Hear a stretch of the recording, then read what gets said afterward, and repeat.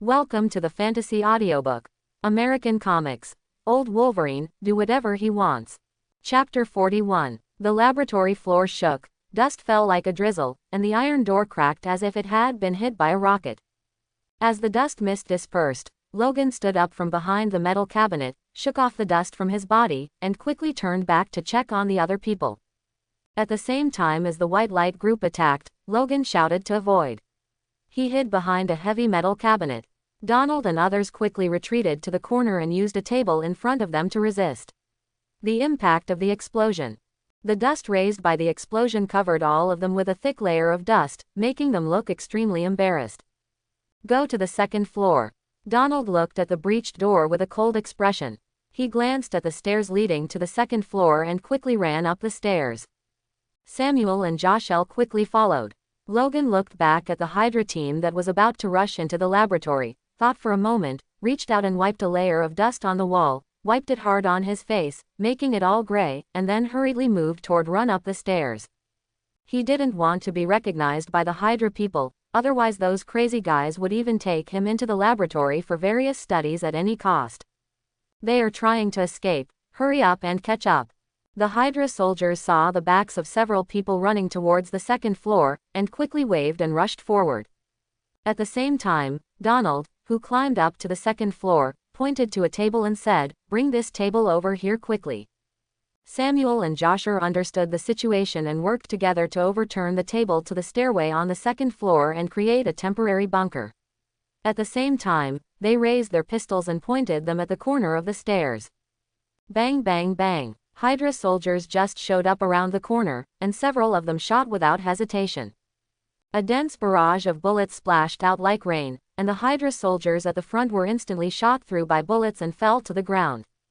When the Hydra soldiers behind saw this, they were instantly shocked. They quickly retreated behind the corner, looking at each other and not daring to step forward rashly. Taking advantage of the gap when the Hydra soldiers stopped, Donald pointed to a nearby window. Logan and the others understood, fired a few more bullets towards the stairs, and then quickly ran towards the window. Logan, who was the first to bear the brunt, flew forward and kicked without hesitation. The heavy force instantly shattered the thickened glass into pieces. Several people climbed over the windows and jumped out of the backyard. However, the scene in the backyard shocked Samuel and Josh. "There are high walls behind here, how can we get out?" Joshua raised his pistol and looked around. The backyard looked like a simple playground, with some swings made of tires, a few elastic trampolines, etc. In addition to these simple entertainment facilities, there is a high wall 3 to 4 meters high, and there is even a hook net on the high wall to prevent climbing. There's a back door. Donald looked back and made sure that the pursuers were not catching up so quickly, then he led a few people and ran towards a corner at the end of the backyard. This is a thick iron door embedded in a high wall, as thick as the palm of your hand, but fortunately it is not locked. "How can we go back without a car?" Samuel and Joshua pushed the door hard while not forgetting to ask Donald. "This place is at least 10 kilometers away from the town, and it's getting dark soon. In this unfamiliar place, they will get lost in the deep forest accidentally. Get rid of these guys first." Donald kept looking behind him, his brows knitted together. It was not easy to push the heavy iron door. Samuel and Joshua exerted their strength at the same time to barely push out a gap that allowed people to pass through. Several people rushed out of the door, but as soon as they went out, the 4 of them froze in place. Fark. Donald couldn't help but curse, and there was even a little fear in the depths of his eyes. "Where do you want to go?" A rough voice passed into the ears of several people, and the dull voice was as deafening as muffled thunder. Logan stared at the figure blocking the door. Although there was only one person on the other side, Logan smelled danger in him. It was a towering figure, at least 2.5 meters tall, with muscles all over his body. His shoulders alone were as thick as a bucket. His clenched fists looked like a pair of huge iron fists, and there was a heavy steel helmet. Compared with him, Logan and the others are like giants and dwarfs. "Red Tank." Logan looked up and stared at the giant's face, unable to help but murmur. This man's appearance is almost identical to that of Red Tank, especially the steel helmet on his head, but under the helmet, he has a face that is completely different from Red Tank's. Bang! The big man stared at them, suddenly smiled jokingly, and stood up from the ground. The broad soles of his feet stomped hard to the ground, and even the ground rippled, like an earthquake. And his running figure was like an out-of-control truck, crashing into everyone mercilessly. Logan's pupils shrank suddenly and he quickly flew down. Bang! The huge body hit the high wall heavily, and the thick wall shattered. The cracked bricks were scattered everywhere, and dust and mist filled the air. Fark! Samuel, who fell to the ground, looked back at the huge hole in the high wall that had been knocked open, and couldn't help but curse angrily, with fear in his eyes. If he bumped into someone, he would be smashed into pieces. Not only him, but Donald and Joshua were also frightened. Joshua seized the opportunity, raised his pistol, and fired continuously at the big guy. Bang, bang, bang. After a while, the bullets in the magazine were emptied in an instant. But what made Joshua's pupils shrink was that the bullets could not cause any harm to him at all. The high-speed rotating bullet seemed to hit steel, and the bullet was instantly crushed into a piece of iron, sticking to his chest, and even the surface skin could not penetrate. Joshua and Samuel felt their scalps tingling. Bullets are useless to him.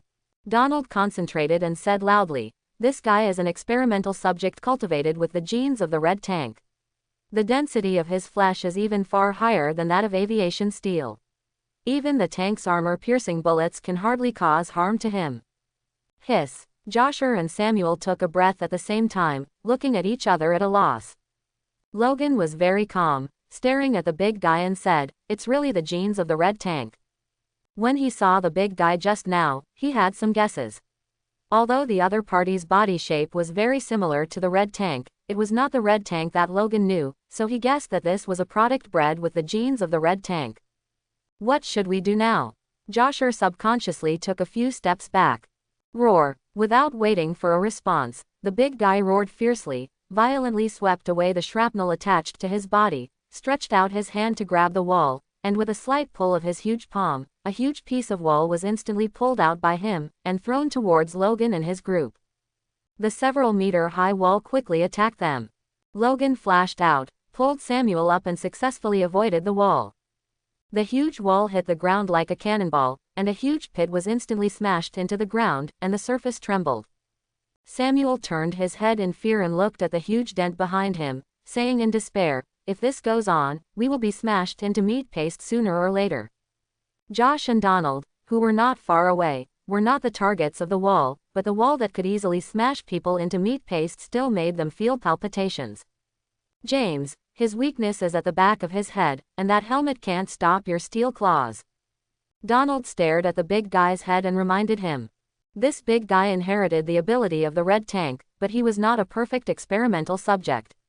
His back of the head was a weak point, and the self-healing ability of that area was also very weak. The reason why he had to wear such a thick helmet was to protect the weakness of the back of his head from being hurt. It's just that although the defense of the helmet can resist any armor-piercing bullets, it can't stop the steel claws of adamantium alloy. Steel claws. What steel claws? Samuel and Josh couldn't help looking at each other. Both of them were confused and didn't understand what Donald was talking about. Logan stood there, a little hesitant.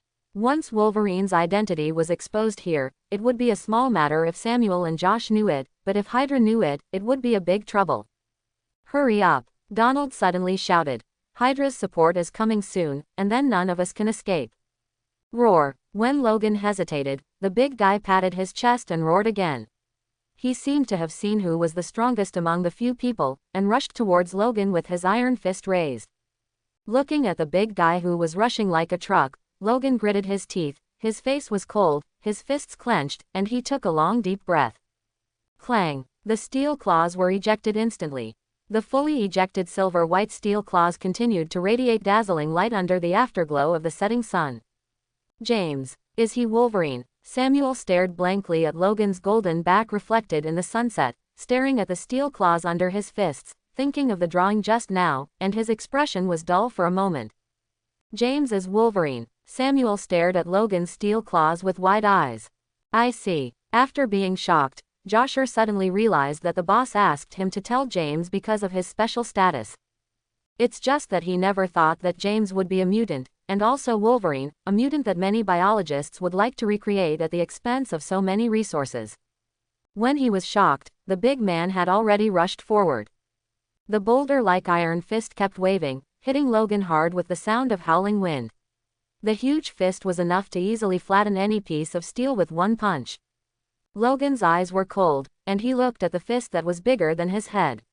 Without any panic, he ducked sideways with his agile body, and the fist almost touched his clothes. Bang! Sticking to Logan's body, his fist hit the big tree next to him. The half-meter-thick towering tree shattered instantly, countless sawdust flew out, and the hurricane blew up Logan's clothes. The big tree was instantly blown away with a bang, overwhelming a nearby forest. Logan looked at the remaining tree stumps on the ground, and couldn't help but break out in a cold sweat. He looked at the big man approaching him with a stern expression. I didn't expect that this counterfeit was so powerful. While thinking, the big man suddenly raised his foot and kicked out Logan with his huge soul. Boom! Now that Logan's self-healing factor has not been fully restored, he naturally does not dare to take a hard hit, and jumps away from this powerful offensive. The big man's foot fell into the air and landed heavily on the ground. For a moment, the ground rippled like an earthquake. This kick instantly opened a deep pit in the ground, causing gravel and soil to fly freely. Fark! Samuel looked at the deep pit created by the big man in shock. Even though he was more than 10 meters away from the big man, he could still clearly feel the vibration from the ground. This guy is like a human tank. Samuel spoke in astonishment, the fear in his eyes difficult to hide, and when he looked at Logan again, his face was full of worry. Red Tank is the most powerful of all the genes I have seen so far. Donald did not hesitate to praise him at all, staring at the big man who kept waving his limbs. Although Red Tank's overall strength among mutants is not as good as those of top figures such as Magneto, in terms of strength alone, I am afraid that no one in the entire mutant group can surpass him, not even Colossus. The big man bred through the Red Tank gene is not inferior to the Red Tank in strength. Now, if Logan is actually attacked by him, he will be seriously injured even if he does not die. Compared with the Hulk, who is stronger? Samuel suddenly asked out of curiosity. People of his generation had very little understanding of mutants. He had never heard of the Red Tank, but the name of the Hulk was so familiar that he couldn't help but compare the two for a while. Forehead. Donald was speechless for a moment, and when he was about to answer, there was a sudden bang behind him. Hydra's people are catching up. Joshua looked behind him, his expression suddenly panicked. I saw Hydra soldiers rushing towards this side quickly. With dozens of troops, they were simply unable to resist. Alert! Donald yelled, shrank back behind a big tree, glanced at the battle between Logan and the big guy, and said solemnly, we have to buy Logan time. If we don't deal with the big guy, we have no way out. After saying that, he raised his pistol and pulled the trigger on Hydra's pursuers. Joshua and Samuel also hid behind the tree trunks and kept fighting back against the Hydra soldiers. Bang bang bang. The shooting skills of the three of them were all good. With a few bullets, they knocked down several Hydra soldiers again. Seeing this, the other soldiers did not dare to charge indiscriminately. They hurriedly hid behind nearby tree trunks and continued to fight back at Samuel and the others. Bang bang bang. Both sides went back and forth, bullets kept passing through. Although Hydra has more people and is extremely capable of suppressing fire, Samuel and the others were able to rely on their precise marksmanship to force the other side to dare not show their heads easily, and they reached a stalemate for a while. Meanwhile, the battle between Logan and Big Man continues. Although the Big Man is powerful, his flexibility is slightly lacking. Logan uses his agile body to constantly avoid the opponent's attacks, while his eyes are looking for opportunities to attack. After the big guy missed a punch, Logan saw the opportunity and jumped up high on the high wall, like a hungry wolf pouncing on food, and pounced on the big guy with his steel claws. The silver-white steel claws stabbed the big man's back without hesitation, with bursts of red light echoing under the red sunset. Clang, clang, clang. A harsh metal collision suddenly sounded in the jungle. Logan's steel claws were unable to penetrate the defense of the big man, and only made a few shallow scratches on the surface of the armor. Bang! The big man quickly turned around and punched, and the huge fist hit Logan's chest with the dull wind. When Logan saw this, his pupils shrank sharply, and he quickly retracted his fists and crossed them to resist. Boom! The huge fist hit Logan's arm hard, and the strong impact instantly knocked Logan away, hitting the high wall behind like a cannonball. Click! The surface of the wall was cracked with countless cracks, and the thick high wall was about to collapse.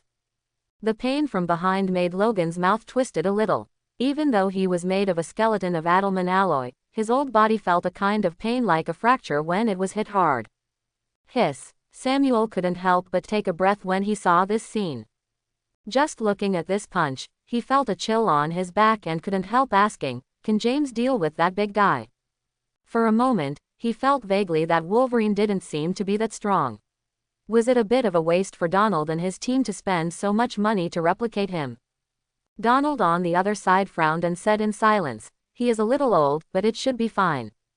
In fact, he didn't know for sure. After all, Logan in his prime had some difficulty dealing with the red tank. He had the hope of winning only by relying on the almost immortal self-healing factor and the Adelman alloy steel claws. Moreover, Logan is too old now. Although the adamantium claws still exist, he is too old to outlast the big guy. Logan struggled to pull himself off the wall, leaving a clear sunken figure on the wall.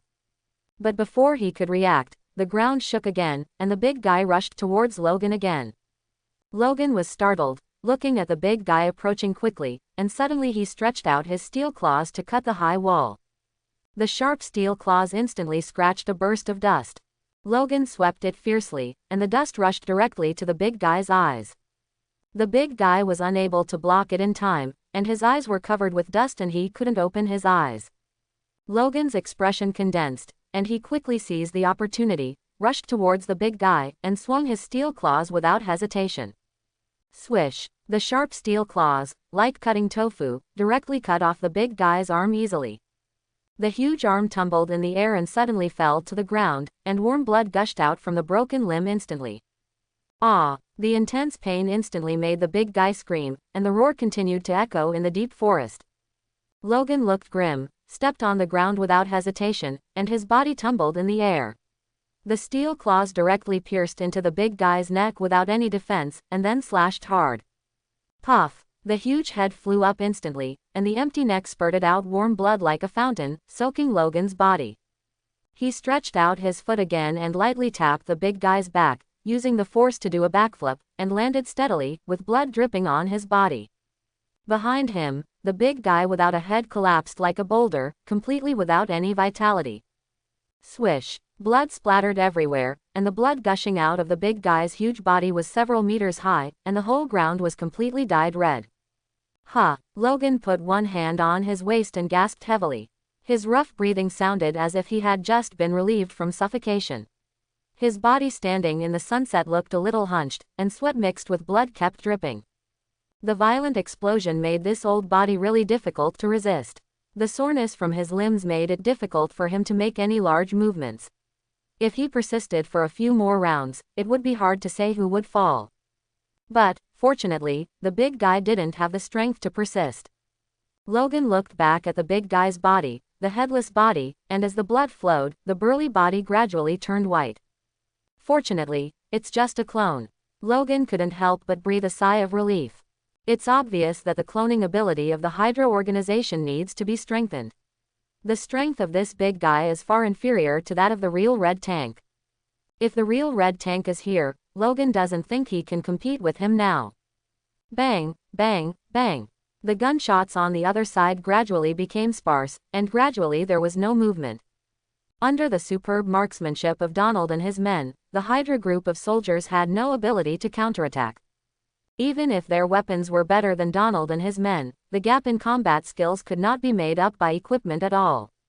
Not long after Logan killed the big guy, they also ended the battle on their side, and the group of soldiers all turned into corpses lying in the jungle. Let's go. These are just the advance team, and their support will arrive soon. We have to leave here quickly before they completely surround us. Donald put the pistol into the holster on his waist, patted Logan on the shoulder, and then glanced at the big guy who was dead on the ground. The smooth fracture on the neck made him look more fearful of Logan. Samuel and Josh, who were responsible for the follow-up shots and ensuring that no Hydra soldiers were left alive, also came up. James, your back is bleeding. Samuel noticed Logan's back the first time. The cheap suit had been torn, and the torn back was shocking to look at. Scarlet blood kept oozing out of the flesh and dripping down the torn clothes to the ground. This was the result of the big guy smashing him against the high wall just now. The violent collision made his back instantly bloody. And if he didn't have an adamantium skeleton, if he was an ordinary person, his body would have been shattered under such a collision. I guess those soldiers should have brought first aid kits. Josh quickly turned his head to look at the bodies of Hydra soldiers in the distance. Generally, such a fully armed organization would be equipped with a certain amount of first aid kits before traveling. Logan reached out to stop Josh from searching the body. There's no time, we have to evacuate quickly. Then your injury. Samuel looked at Logan's back worriedly. It's okay, it will heal on its own. Logan gritted his teeth and endured the severe pain, turned and walked towards the main entrance of the laboratory. Let's go, Hydra's car must be nearby. After searching, several people successfully found the off-road motorcycle hidden by Hydra near the laboratory before it became completely dark, and quickly returned to the town. After arriving in the town, several people gave up the truck provided by the Lawrence family. After all, they could be said to be fleeing now, and the speed of the truck was really not worthy of the word escape. Donald bought a car from a town resident at a price more than twice the price, and several people drove the faster car and drove back to Santa Fe overnight. At the same time, near the laboratory deep in the forest, several off-road motorcycles roared and stopped steadily in front of the bodies of Hydra's soldiers. A group of people got off the motorcycle, ignoring the scattered corpses, and walked straight to the beheaded big guy. One cut off the arm, one cut off the head. Although it is a clone, the density of the flesh is difficult for bullets to penetrate. The weapon with such lethality must be a blade made of vibranium or adamantium. A man squatted beside the big guy, carefully examining the body, and added at the end, "There are claw marks on the armor, it seems to be adamantium." The leading man listened to the report of his subordinates, stared at the corpse and said coldly, "It seems that they have cultivated a new Wolverine." The gray car whizzed on the highway in the dark night. Compared with the speed of the truck, the car was obviously much lighter. Samuel in the driver's seat turned his head from time to time to look at Logan in the co-pilot seat, worried that the terrible injury on his back would kill him on the way back. But what surprised him was that the healing speed of Logan's back injury was simply unimaginable for ordinary people. When they just left the town, blood was still dripping from Logan's back, and the blood completely stained the passenger seat red. But after walking out for a while, the bleeding rate quickly slowed down. Until now, there was no blood flowing out of the scars on his back, and some parts even had a thick layer of blood scabs. These scenes made Samuel couldn't help but marvel. After all, if such injuries were placed on ordinary people, they would not be able to stop the bleeding without going to the hospital for hundreds of stitches. Donald in the back seat noticed Samuel's surprise and snorted, "Don't be so curious. This guy is a mutant with a self-healing factor. When he was young, he could recover quickly from injuries like this, even from nuclear bomb explosions." As he spoke, he suddenly laughed and said to Logan, "But now he is so old that even this little scratch takes so long to recover." While speaking, he even reached out and gently poked the rotten flesh on Logan's back, causing Logan to gasp and quickly turned back to glare at him coldly. Donald quickly leaned back, showing a harmless smile and raised his hands to surrender.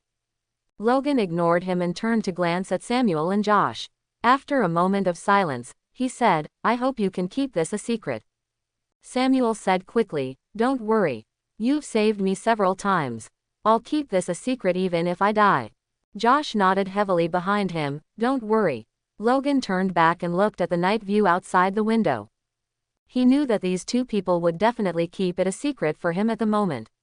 After all, they still had to work for the Lawrence family. Exposing their own secrets would be equivalent to exposing the Lawrence family's knowledge of Wolverine's secrets. Whether it was Wolverine or the Lawrence family, they couldn't afford to offend them. After a night of rushing, the few people finally entered the territory of Santa Fe City.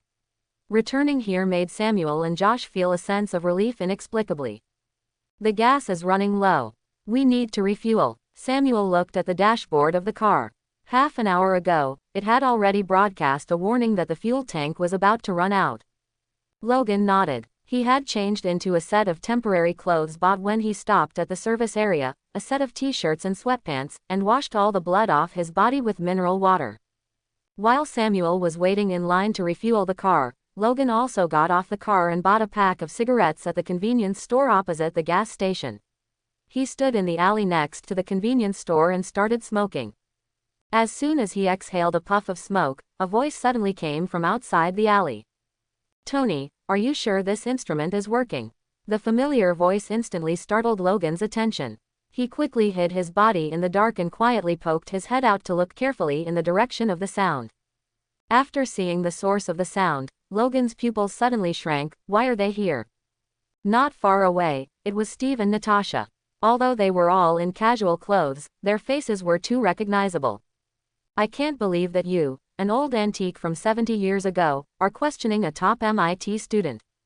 Steve listened to Tony's unhappy response in the earphones and said quickly, "No, it's just that until now, your instrument has had no effect." He looked at the instrument in his hand. It was a scanning device the size of a mobile phone. Wave lines were constantly scanning out on the screen, like a small radar system. According to the instruction manual, as long as the laser cannon is fired, even if it was fired 2 days ago, the remaining energy can be locked by this thing. But after they walked around, there was no signal from the instrument. This made Steve couldn't help but pat the instrument, wondering if it was broken. "Don't worry, as long as someone activates the laser cannon within 10 kilometers, the detector will immediately perform positioning and tracking." Tony, who was far away in his villa in Los Angeles, said with a little sleepiness, "Before the laser cannon is activated, you can just go shopping in that city. Can't you increase the monitoring range?" Natasha couldn't help but complain that the detection range was only 10 kilometers, so they had to wander around the city with a device in their hands in the middle of the night. The chaotic night in Santa Fe really made her feel sick. "Ma'am, that gun is a cutting-edge weapon of the Chitauri, and it has strict protection protocols. It's perfect that I can do this. Besides, I'm on vacation now, and I could have had a wonderful night, but Nick Fury called me in the middle of the night while I was on vacation, just to ask for a detector. Oh my God, doesn't he know that scientists' brains need to be carefully cultivated in a good sleep environment? I'm being very kind by not suing him for disturbing the public." "Okay Tony, I'll call you when you have time." Steve quickly hung up the call before Tony could continue to complain. As a beep of hang-up came from the communicator, Steve couldn't help but let out a sigh of relief. This guy always comes up with a bunch of crap. He looked at the testing instrument the size of a mobile phone in his hand with a look of helplessness on his face. Tony's complaints almost made his ears feel numb. In the alley, Logan's keen hearing clearly heard the conversation between the two. Although there were only a few words, the information conveyed allowed him to clarify the reason why Steve and Natasha appeared in Santa Fe City. It seems that S.H.I.E.L.D. attaches great importance to that laser gun, and even requires the two Avengers to personally carry out tasks such as monitoring. Fury must have hoped that after the weapon was locked, Steve and Natasha could take the gun back as soon as possible. It seems that so far, those guys have not activated that weapon. Steve and Steve walked together on the silent streets late at night. "They are very cautious. If it were me, I would probably have to test it." Natasha felt bored. Such a monitoring task was too tedious. "Keep looking. You have to find it before they use it to cause greater trouble." Steve shrugged helplessly. Quote. The voices of Steve and Natasha gradually faded away, and Logan walked out of the alley and looked at the direction the two left with a solemn expression. "Looks like it's time to leave." He knew that since S.H.I.E.L.D. had found Santa Fe City, it was only a matter of time before it locked onto the Lawrence family. The confrontation between the Lawrence family and S.H.I.E.L.D. is inevitable. The ending is obviously foreseeable. The Lawrence family will definitely be wiped out by S.H.I.E.L.D. After all, this is just a family organization entrenched in Santa Fe City, and S.H.I.E.L.D. is a behemoth that can affect the entire world. He must leave quickly before they have a bigger conflict to avoid being involved in this storm. Logan stamped out the burned cigarette butts and was about to turn around and leave when he suddenly thought of the abandoned factory in the suburbs. What he was sure of was that the Lawrence family had been placing spies near the factory to monitor the professor and Caliban at all times. If he wanted to leave, he had to solve this problem in advance, otherwise, the Lawrence family members might make a crazy interception on him before he left the city. And the current intervention of the Avengers and S.H.I.E.L.D. doesn't seem to be all bad for him. It arouses conflict between the two parties, allowing the Avengers and S.H.I.E.L.D. to deal with the Lawrence family, and he can take advantage of the opportunity to escape. Logan's eyes lit up, and a dangerous but very effective plan gradually formed in his mind. If Steve and the others want to lock down the Lawrence family, they have to let the laser cannon make some noise on the Lawrence family's territory. A few days after the goods were delivered to the Lawrence family, Logan was certain that Chris and the others had not had time to transfer or resell the goods. The weapons of the Chitauri are most likely still in the Lawrence family. As long as he finds a way to make that thing ring, he can take advantage of the chaos, take the professor and Caliban, pick up Laura and leave Santa Fe City immediately. James, it's time to go. Joshua, who walked out of the convenience store, suddenly interrupted Logan's thinking. He bought a few bottles of Coke and threw one to Logan. Logan nodded, took the Coke, gave up thinking for the time being, suppressed the light in his eyes, and said in a deep voice, "Let's go." At this time, Samuel also filled up the car with gas. Several people smoked cigarettes and drank Coca-Cola, and went straight back to the Lawrence family's logistics warehouse. Although it was late at night and the streets seemed very deserted, the logistics warehouse of the Lawrence family was still brightly lit. However, there were no workers or trucks to be seen. Obviously, these lights were reserved for them. After parking the car in the garage, several people opened the door and got out. Logan, it feels really good to work with an idol for the first time. You know, seeing you chop off that guy's head with your steel claws really makes me excited, just like the superhero I have always admired suddenly using superpowers in front of me. Donald walked up to Logan, looked at Logan's face, and smiled. I really hope that we can have the opportunity to cooperate more in the future, before your steel claws can be extended. After all, although those clones have your abilities, they don't have your glorious past that people look forward to. As he said, Donald reached out and patted Logan on the shoulder, and was about to turn around and leave. But after taking a few steps, he turned back and added with a smile, "By the way, about Gabriella, I sincerely hope that you will not disappoint a fan. If you have any news about her, please tell me, okay? I hope that there will be no estrangement between us because of that woman and child." After that, Donald walked out of the garage without looking back. Logan stared at his back and remained silent. The conversation between the two made Joshua and Samuel confused. They didn't know many things, and they just felt that the two seemed to be talking in secret. At this time, Samuel's mobile phone received a text message. After taking a look, he turned to Logan and Joshua and said, "Let's go, the black guy asked us to go over, he is waiting for us in the office." In the office, Martin, a black man, sat in front of the office chair and took out 3 envelopes from the drawer and threw them to Logan and the others. Remuneration, 20,000. Martin was very frugal with words and didn't say a word of nonsense. Samuel and Josh took their envelopes, opened them and counted the green US dollars inside, with a look of interest, and in their hearts they had already estimated where to spend the night. But Logan was not so elegant. After holding the envelope and taking a rough look at its thickness, he stuffed the envelope into his pocket. At this time, his mind was full of the weapons of the Chitauri. If he remembered correctly, the weapons were temporarily stored in the logistics warehouse in this area, and maybe it was now placed somewhere in the warehouse below. As long as he could find a way to make it make some noise, maybe he could leave with the professor and Caliban early tomorrow morning. Thinking of this, Logan was ready to move, but he did not rashly go to find the weapons directly. Instead, he followed Joshua and Samuel out of the warehouse, and the 3 of them went to a bar near the warehouse to drink. This is an all-night bar. The hot dancers, the blasting sound system, and the colorful lights keep the whole bar crazy at all times. The 3 of them admired the beauties dancing on the steel pipes in front of the bar, and poured beer into their mouths to vent their fatigue along the way. Nearly an hour later, Samuel and Joshua were already a little drunk, and began to speak some incomprehensible nonsense. Logan took this opportunity to run out of the bar under the pretext of going to the toilet and quickly returned to the logistics warehouse. This logistics warehouse is very large, with surveillance everywhere, and guards patrolling with guns from time to time. The Lawrence family has a lot of connections in Santa Fe City, and they are all black and white. The guards under their industry can shoot at any stranger who breaks into the warehouse without scruples. Logan hid in the darkness, carefully avoiding surveillance, bypassing the patrolling guards, and sticking to the outer wall of the warehouse to find a way to enter the warehouse.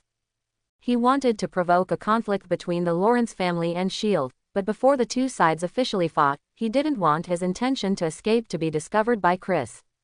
After circling the warehouse, Logan couldn't help but curse in a low voice. The main door and back door of the warehouse were all locked, and they were all equipped with very advanced alarm locks. As long as there was any action of prying or forcible destruction, its alarm could sound within a radius of 5 kilometers, attracting a large number of guards. Logan looked up helplessly at the ventilation duct. This is the only entrance to the interior of the warehouse now. Extending his steel claws and inserting them into the cracks in the wall, Logan quickly climbed up to the ventilation duct on the top of the warehouse, removed the blockade outside the ventilation duct, successfully entered the duct, and crouched in the narrow passage. Through the ventilation holes in the passage, Logan could clearly see that the warehouse was brightly lit. In addition to the surveillance cameras in every corner, there were also guards patrolling regularly. Taking advantage of the gap when the guards walked by, Logan removed a ventilation hole and quietly entered the warehouse. Carefully avoiding the guards and surveillance cameras, Logan finally found the boxes of BU-26 and BU-27 stored in the corner of the warehouse. But although he found the target, Logan still couldn't act rashly. This location is too tricky. He couldn't help but complain in a low voice. The two boxes of goods were surrounded by surveillance cameras, and there was no blind spot for him to get close. Staring at the surveillance cameras around the goods, Logan thought for a while, then turned his head to look at the surveillance room on the second floor of the warehouse. He had been to this warehouse before, and entered here under the name of delivery, so he was familiar with the environment here. Quietly came to the door of the surveillance room and carefully pushed the door open. There was only one guard in the monitoring room. Perhaps it was boring to guard the rows of monitoring equipment. The guy yawned continuously and didn't even notice Logan quietly coming behind him. Logan stretched out his palm and slashed at his neck without hesitation, knocking him out directly. He put on his coat and then started to operate on the computer. After some tinkering, the monitoring screen was completely frozen and could no longer record any real pictures. After solving these, Logan bypassed the guard again and returned to the two boxes of goods.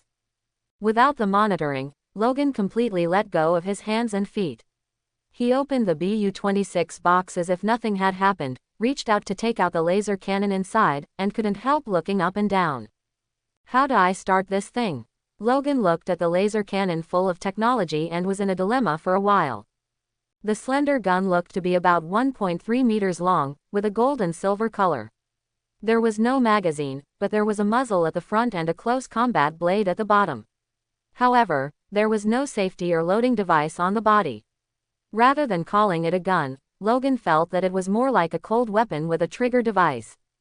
Just as Logan was carefully examining the weapon, a loud bang suddenly came from behind. "Who are you?" A guard raised his gun to Logan's back and pressed the alarm on his chest at the same time. With the piercing alarm sound, dozens of guards rushed from all directions and surrounded Logan in an instant.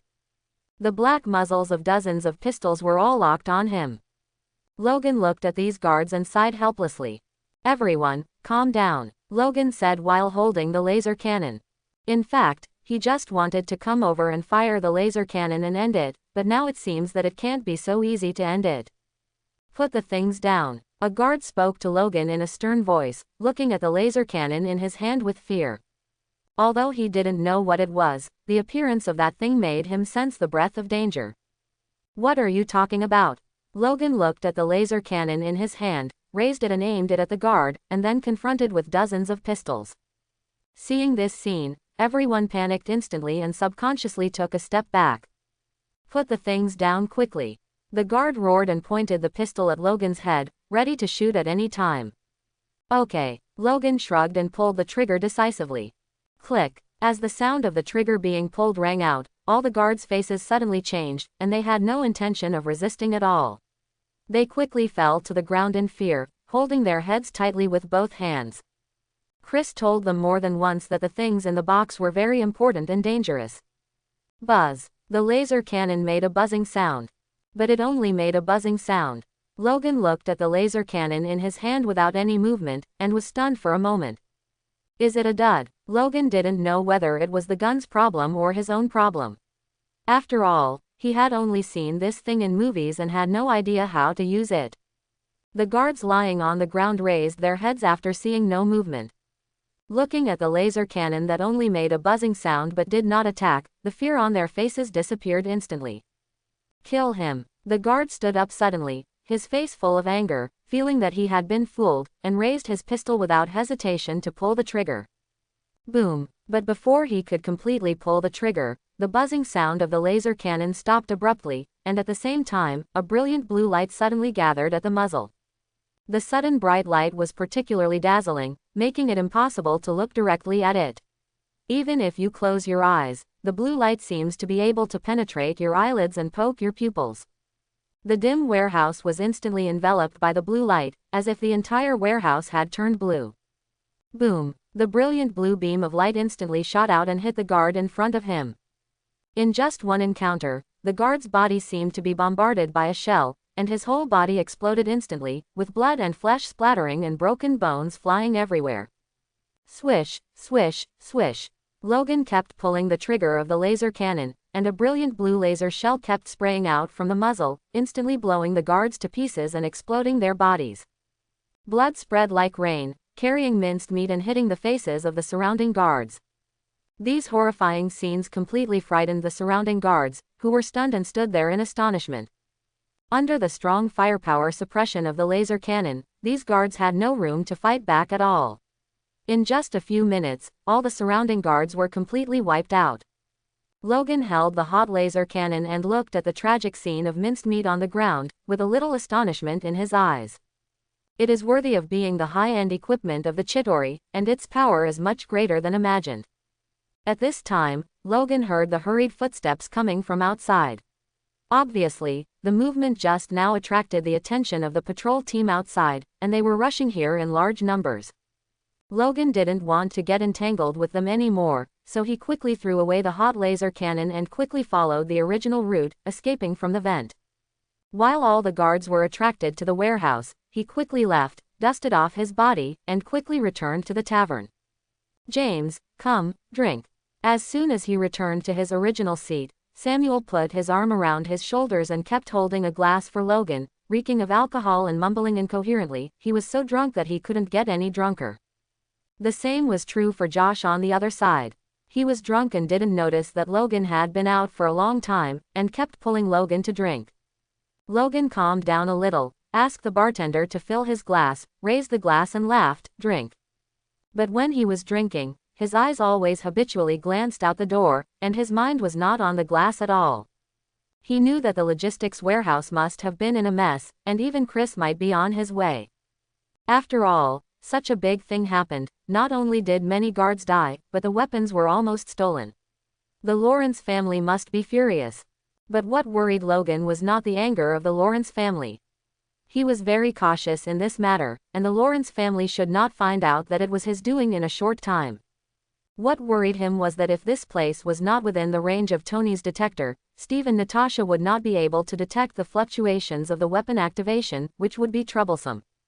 The range of 10 kilometers is not small, but it cannot cover the entire Santa Fe City, not to mention that this is the suburbs of Santa Fe City.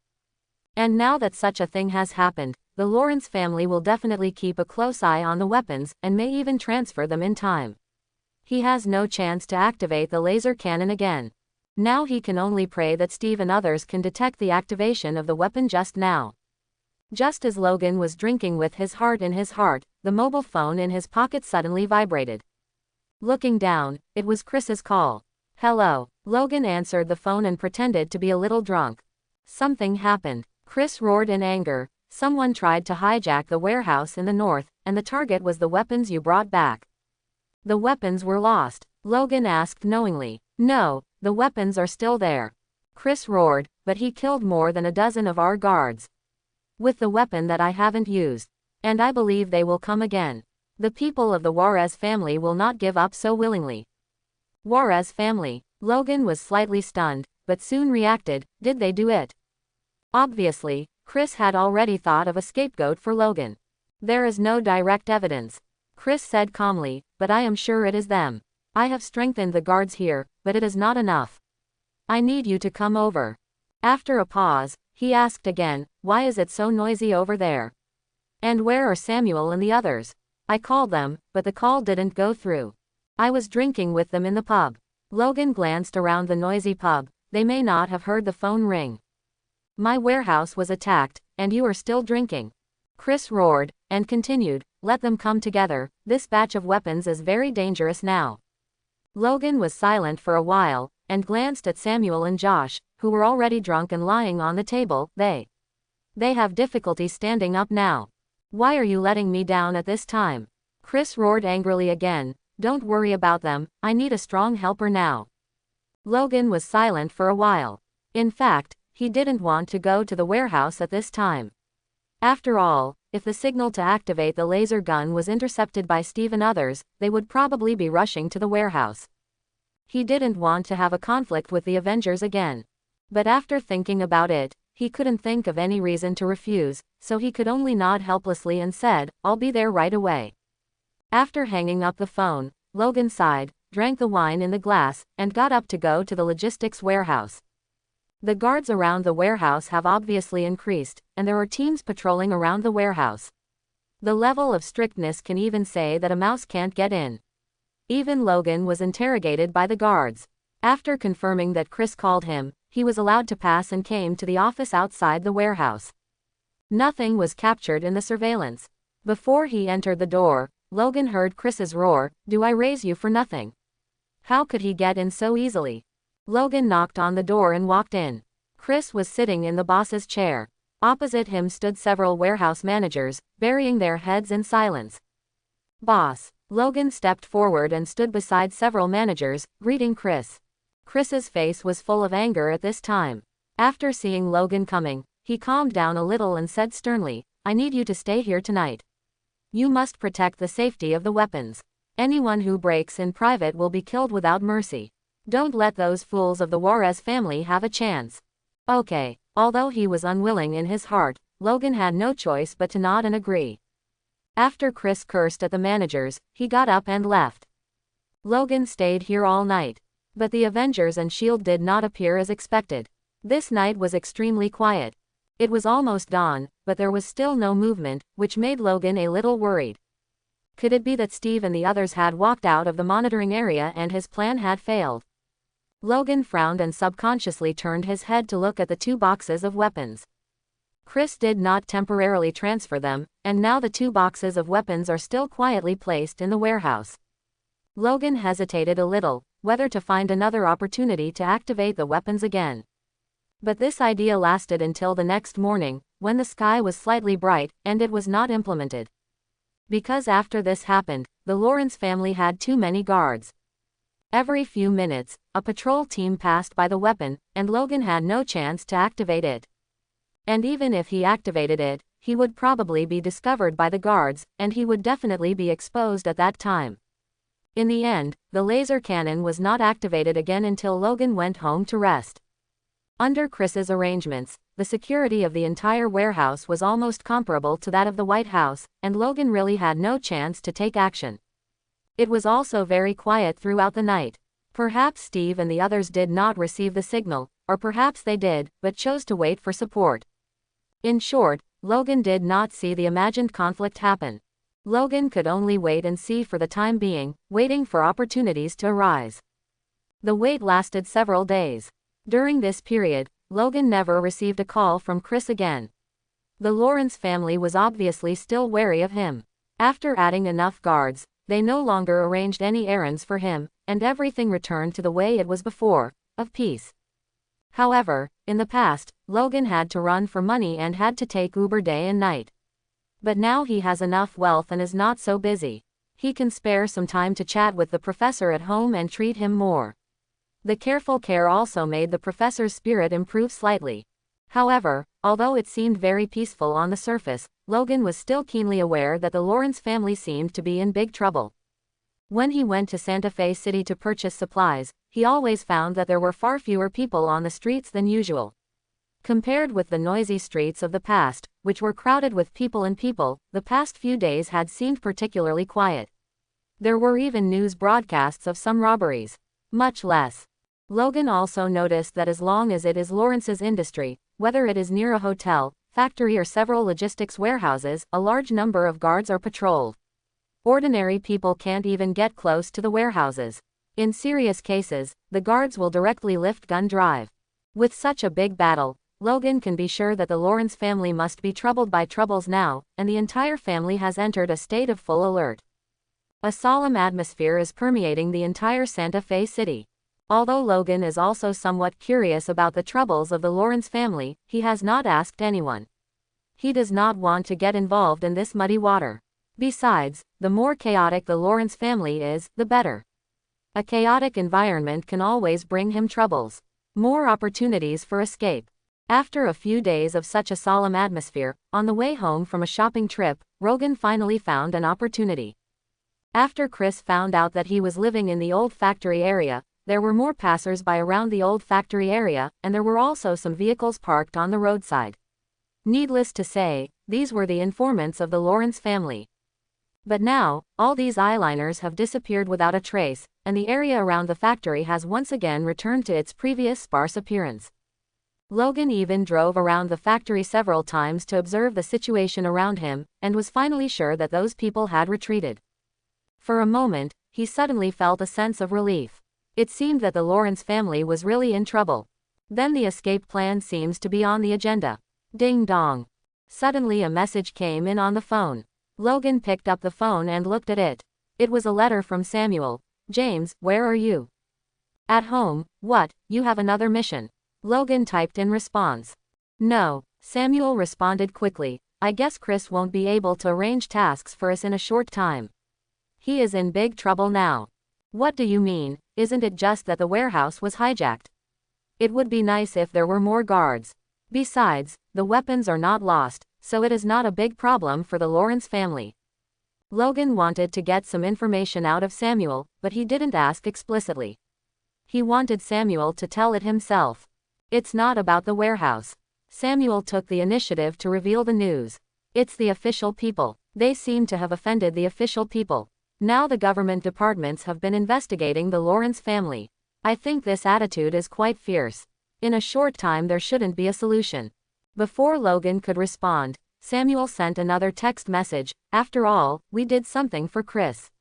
I don't know if this matter will have an impact on us, but it's always right to pay attention during this time. More besides, you are. Anyway, just be careful and be careful."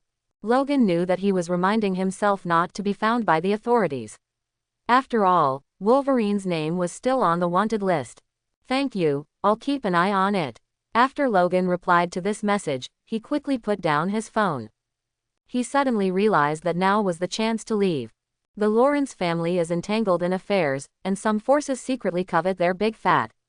While they have to deal with the officialdom, they have to be careful that their property will not be cannibalized by other forces taking this opportunity. As you can imagine, Mr. Lawrence and Chris are so overwhelmed now that they don't even have time to pay attention to him, Wolverine. And this is the best time for him to escape. Thinking of this, Logan quickly drove home. As soon as he entered the door, he said to Caliban, who was preparing lunch, "Stop it, pack your luggage, and go and bring the professor out at the same time." Caliban was stunned, looked at Logan packing his luggage in the living room, and asked in confusion, "What are you doing? Is your boss going to change our place to live?" "No." Logan shook his head and continued to look for things that might be used during his escape. He said without raising his head, "We will get rid of the Lawrence family tonight and leave here." Caliban was slightly stunned. After confirming that he heard correctly, he said in surprise, "Are you kidding?" He was very concerned about his safety and hated that his address would be discovered by Chris and his friends. He felt like someone was pointing a gun at his head and he could be shot in the head at any time. But he didn't expect that the day to get rid of all this would come so soon, and so suddenly. "Yeah," Logan nodded, "the Lawrence family is in big trouble, and he doesn't have time to take care of us now. I'm fed up with this place. You won't regret this decision." Caliban threw down the kitchen utensils and said excitedly, I'll prepare it now, and it will be ready in half an hour. Don't be so anxious. Logan picked up his wallet. I have to go to the bank first. Most of the money is in the card, and he must withdraw all the money. After all, on the way to escape, this card is likely to be suspended due to various problems. Even if it is not suspended, Chris can easily find his coordinates through his card swipe records. Using cash can avoid a lot of big troubles. After that, Logan went out without stopping, went to the nearest bank, withdrew all the credit in the card, and then quickly returned to the car, took out his mobile phone to find Gabriella's phone number, and sent a text message to inform her to get ready and meet tonight. However, as soon as the text message was sent, the phone rang quickly. It was Gabriella's call. Looking at the constantly vibrating phone, Logan hesitated for a moment. They had always communicated with each other by text messages before, and had never called each other. This sudden phone ring made him feel a little uneasy. He hesitated to press the answer button and said in a deep voice, Hello. Uncle Wolf, you really disappoint me. On the other end of the phone, Donald's voice came over, and there was also a woman's painful groan. She tried her best to shout into the phone, Wolverine, save me and Laura. Donald, let them go. Logan clearly heard Gabriella's cry for help. His eyes were instantly covered with anger, and he was holding the phone tightly. Logan, listen to my advice and stop meddling in other people's business. Your disobedience has already made me very dissatisfied. Don't anger me again. Donald hung up the phone after leaving a cold sentence. Listening to the beep coming from the phone, Logan slapped the steering wheel fiercely, then quickly started the car and rushed towards the address Gabriella had left for him. On the way he dialed Caliban's number. Hey, Caliban, there's a new situation. I don't have time to explain.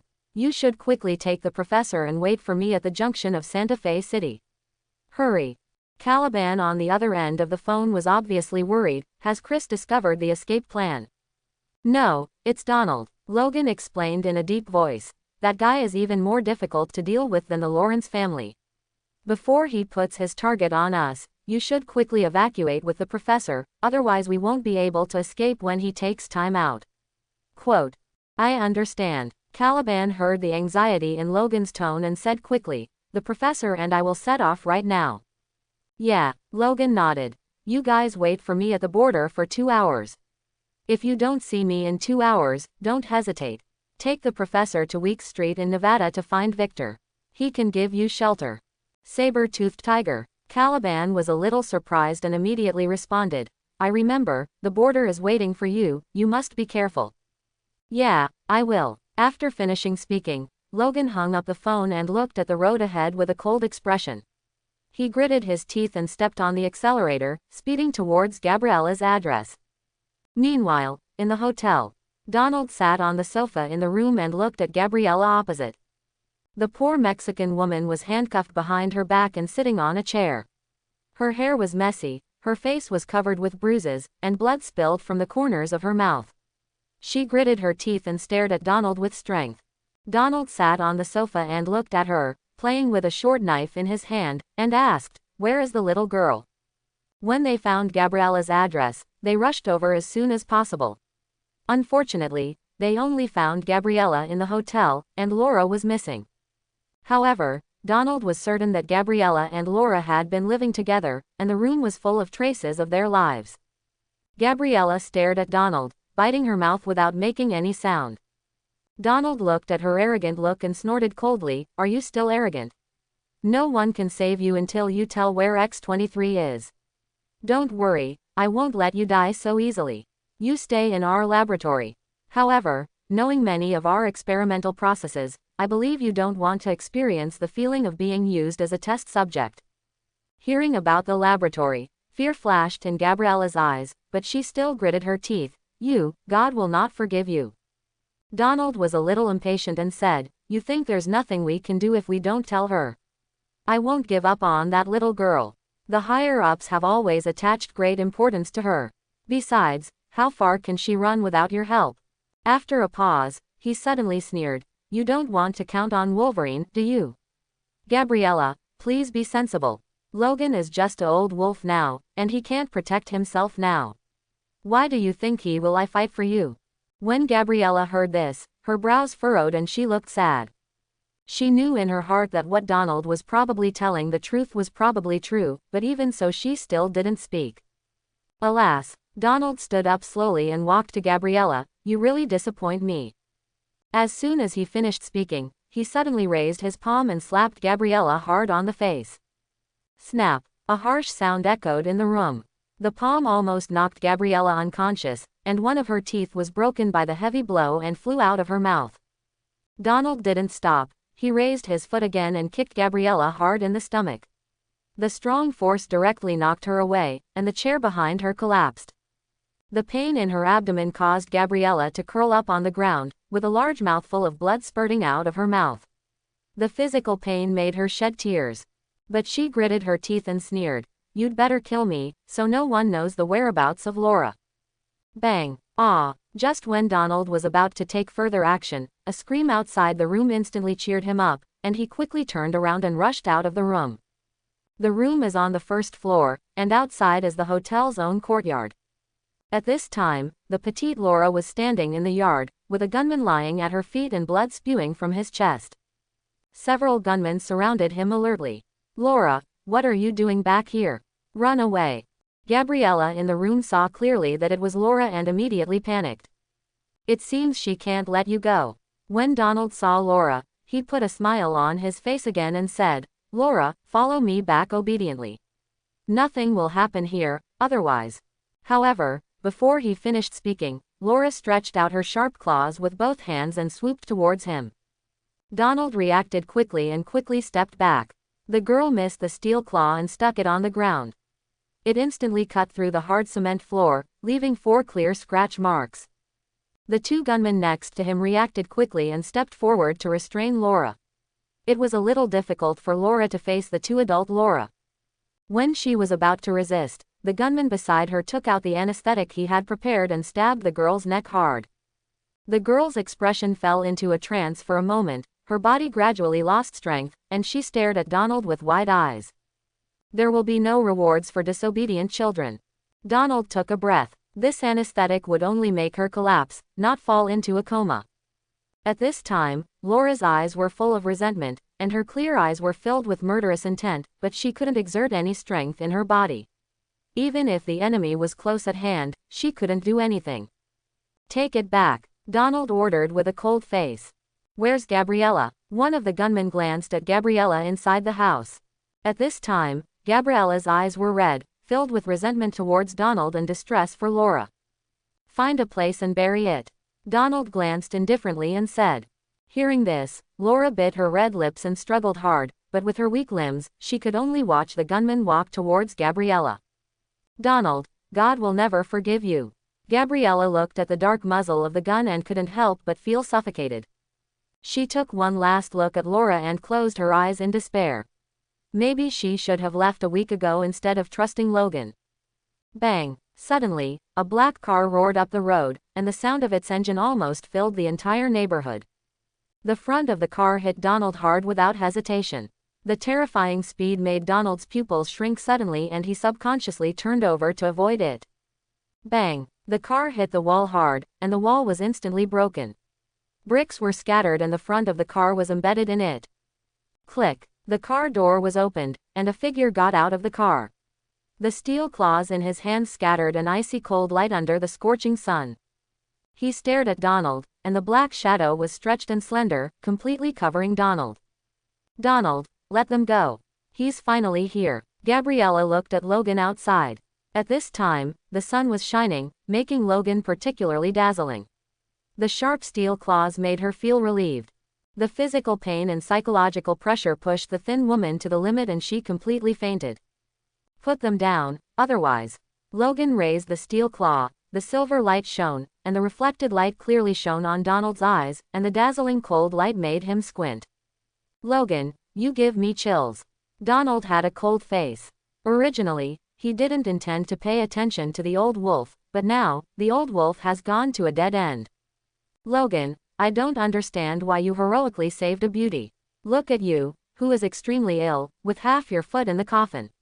These steel claws are quite handsome. It must have taken a lot of effort to fully extend them."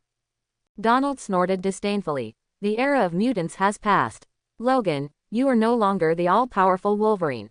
An old wolf entering his twilight years should find a cave and live out your last days. The world has long since they are not mutants. He shook his head and said contemptuously, the Creator created flawed creatures like you, and in the end he wants to destroy you, poor pathetic guys.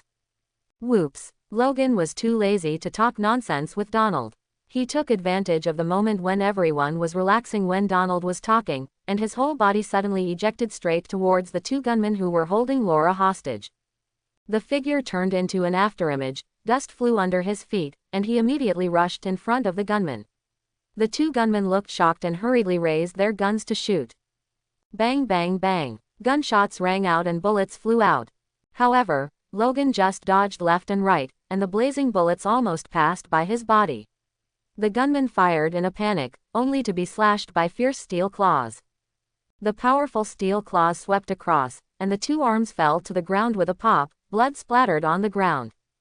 Stationed in brush, the steel claw swept across, and the gunman's arm fell off instantly, blood spurting out. Ah! The gunman clutched his broken arm in pain, and Laura in front of him took the opportunity to break free and strode to Logan's side.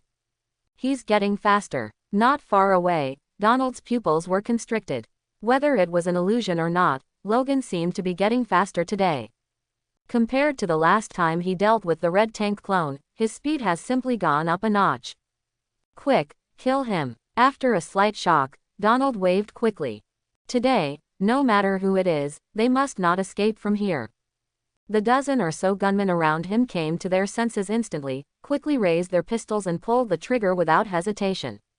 More than a dozen pistols were fired together, and the dense bullets were almost comparable to submachine guns. Logan looked at the fire from the muzzles of these guns and without hesitation picked up Laura and quickly rolled and hid behind him. The bullets almost passed by his back at such a fast speed. Now that his self-healing factor has not been fully restored, he does not dare to be too confident. Once he is penetrated by so many bullets, even if he does not die, he will completely lose his combat effectiveness. At that time, the only thing waiting for him is the cold test bed of the laboratory. Bang bang bang. Bullets hit the car, making bursts of piercing sounds. Logan shrank down to avoid the bullets and gasped, this attribute point is really not bad. Strength 8, original 7. Speed 9, original 7. Before he came, he was aware of the possible situation, so he added the 3 free points he had accumulated before to strength and agility. Although there are only 1 or 2 points, the improvement is significant. Especially the speed, he is now at least a few positions faster than usual. If he had been going at his previous speed, he would have had at least a few more bullet holes in his body, but he was able to avoid them perfectly just now. It seems that the slight increase in attribute points is not as simple as just 1 plus 1. You stay here and I'll deal with them. Logan put Laura on the ground and whispered instructions to her. Because of the anesthesia, Laura couldn't give any response, she just stared at Logan's face with wide eyes. Logan had no time to pay attention to him and carefully stuck his head out to check the situation outside. At this time, the gunman was still shooting fiercely. All the car windows were shattered by bullets, and the car body was full of hot bullet holes. And these gunmen seemed to understand the terror of Logan. They only chose to shoot from a distance to suppress him and did not dare to get close at all. Logan hid behind the car. After thinking for a moment, he took out the pistol from his waist, checked the remaining bullets in the magazine, and then took a deep breath with the gun in both hands. The next second, he stood up suddenly and pulled the trigger with almost no need to aim. Bang! The bullet sprayed out and accurately hit a gunman between the eyebrows. Logan's fingers clicked quickly, bullets sprayed out, and each shot hit the head accurately. Bang bang bang. After 7 rounds, the pistol's empty magazine reminds you that the bullets are exhausted. Logan threw out the pistol without hesitation. The thick gun body was packed with strong force and hit a gunman on the head, knocking him out instantly. Then he rushed out suddenly, flicked his hands, and the bright silver steel claws stretched out instantly. While dodging bullets, he dodged in front of a gunman. Without waiting for his reaction, Logan pierced the gunman's chest with his steel claws without hesitation, lifted the gunman up violently, used it as a personal shield, and rushed towards the next gunman. And go. Bang bang bang. The other gunman showed fear and kept pulling the trigger on Logan. However, with Logan's extreme speed and powerful burst, these gunmen had no chance to resist at all. In just a few minutes, more than a dozen gunmen fell to the ground, and the flowing blood completely dyed the entire courtyard red. At this time, Donald had already hidden in a hotel room. Looking at Logan, who seemed like a killing god outside, his eyes were full of anger, and he roared, "Logan, you will soon pay the price for your actions. My Donald's people are not so easy to kill." The voice fell. Logan heard a burst of car engine sound. Several black vans sped over. Before the car stopped, the door was opened, and more than a dozen gunmen rushed down. The dark gunman aimed at Logan almost at the same time. Bang bang bang. Seeing this, Logan slid to the back of the car, picked up Laura, and took cover with obstacles, ran back to the room, carried Gabriella, and strode to the second floor. The bullet from the gunman behind him flew over and almost hit his back, and the wall on his side collapsed. Chapter 51. The fully armed gunmen surrounded the entire hotel and pointed their guns at the second floor. The quality of this group of gunmen is obviously not comparable to the dozen in front. Whether it is tactical movements or coordination, they are all benchmarked against elite troops, and the weapons they carry are powerful rifles. "Logan, you are asking for trouble." With the arrival of reinforcements, Donald instantly gained confidence. He walked out of the room and raised his head to the second floor and shouted, "An old guy with one foot in the coffin, still dreaming of being a hero, now hurry up and get out of here." Bang bang bang. In response to him, bullets flew out of the second floor window. This hotel has only 2 floors, and the second floor is paved with an open corridor. Even if Logan hides in the room, he can still counterattack the first floor. Hearing the gunshot, Donald's expression changed, and he subconsciously rolled over and hid behind the car. The bullet almost passed by his back. Donald leaned against the car door, huddled behind the car, and angrily shouted with a gloomy face, "You don't know what's good for you." After that, he waved his hand fiercely, "Kill him." Bang bang bang. At the command, all the gunmen pulled the trigger almost at the same time. The fierce gunshots like firecrackers resounded throughout the hotel, and countless bullets flew out. The windows were completely shattered, and the walls were covered with dense bullet holes, and the whole place was devastated. There are still a lot of them. In the room, Logan leaned against the window and said in a deep voice with gritted teeth. Bullets kept passing over his head, and he didn't even have the chance to raise his gun to fight back. As long as he showed his head, he would be shot into a sieve at any time. Laura leaned against the wall without saying a word. The anesthetic made her look very weak. Her limp body had no ability to move at all. But facing the rain of bullets, there was still no fear in her clear eyes. Gabriella stayed beside Laura, holding her head tightly and protecting her under her body.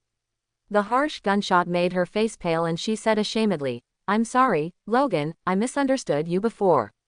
I thought you were no longer Wolverine." A few days ago, she was discouraged by Logan. If it weren't for the last remaining belief in her heart, she would have fled with Laura again. At that time, she felt that Logan was an alcoholic who had been smoothed out. He was addicted to alcohol all day long, and life had destroyed him long ago. But now Logan is standing in front of her. Gabriella felt deeply guilty. Listening to the fierce gunfire outside, her face was ashen. She whispered, "Actually, Donald is right. You don't have to come." She had come to Logan with unrealistic fantasies. Now she saw the reality clearly. They would only become a burden to Logan. Instead of talking about this, it's better to save some energy to run away. Logan raised his head slightly and looked outside. Donald's people are indeed a bit too many. More than 30 well-trained heavy soldiers. Sending so many people here can be regarded as Donald's respect for himself. Of course, in the past, let alone this number of people, even if there were twice as many, it would be as easy as cutting melons and vegetables for him. But now is different from the past. His body can't stand the tossing for the time being. Logan took a deep breath, turned around and told Gabriella, "You just wait in the room, no matter what happens, don't come out." Gabriella frowned and wanted to say something, but Logan had already stood up, pushed open the eye-catching door, and walked out with his hands raised. "Don't shoot." Donald saw Logan's movements when he went out and hurried to stop the gunman. The fierce gunshots dissipated instantly, and the whole hotel returned to peace. Donald raised his head and squinted at Logan with a playful look on his face, as if he was very happy to see this famous superhero crawling and begging for mercy to him. Donald, let's talk. Logan came to the side of the corridor and kept observing the surroundings while talking. There were more than 30 gunmen in total. In addition to those arranged to attack in formation on the first floor, several people were assigned to completely block all exits. In this situation, unless they can fly, they can't get out by force. It seems that if we want to escape, we can't avoid a big fight. Logan muttered to himself, his hands still raised high, telling Donald that he didn't carry any equipment. You bring Laura out first. Donald's tone was proud, as if he was sure of victory. He was very confident in his deployment today. In his eyes, Logan and his men were just trapped in a jar. Logan shook his head and said, I'll go back with you and let Laura go. She's just a child. She comes from my genes. Compared with her, I'm obviously more valuable for research. Puff. Donald chuckled and said, Logan, you think too highly of yourself. You're just a dying old wolf, and you still think you're young. In the past, Wolverine was a treasure to Project X. A trace of blood, even a hair, would have driven the group of biologists in white coats crazy. But now, the old wolf in his twilight years is just an alcoholic with wine flowing in his blood. Whether it was his proud self-healing factor or the X gene in his body, they were all lifeless waste. Now he was even worse than the incomplete X-24. How could such an old wolf be compared with the perfect X-23? So, there is no room for negotiation. Logan looked slightly cold. What do you think? Donald sneered, you don't even have bargaining chips, why should I talk to you? Buzz. Since there is nothing to talk about. Logan put his hands down, took out his pistol and threw it down. Looking at the dropped pistol, Donald mistakenly thought that Logan was going to surrender, and his face was full of smiles, and he was about to step forward to arrest Logan personally.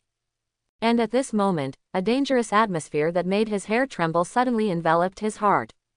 Then help me tell Satan a message. A voice like a severe winter burst out from Logan's mouth. The next moment, the murderous eyes suddenly glowed with a bright red light, and the dazzling light was very clear even in the daytime. An extremely terrifying high temperature suddenly spread around the hotel, and the scorching temperature seemed to have instantly arrived in the depths of the desert.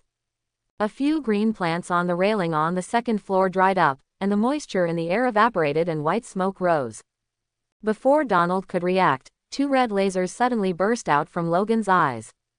Boom! The blazing beam of light carried an incomparable terrifying power, and even the space could not withstand the scorching heat and began to distort.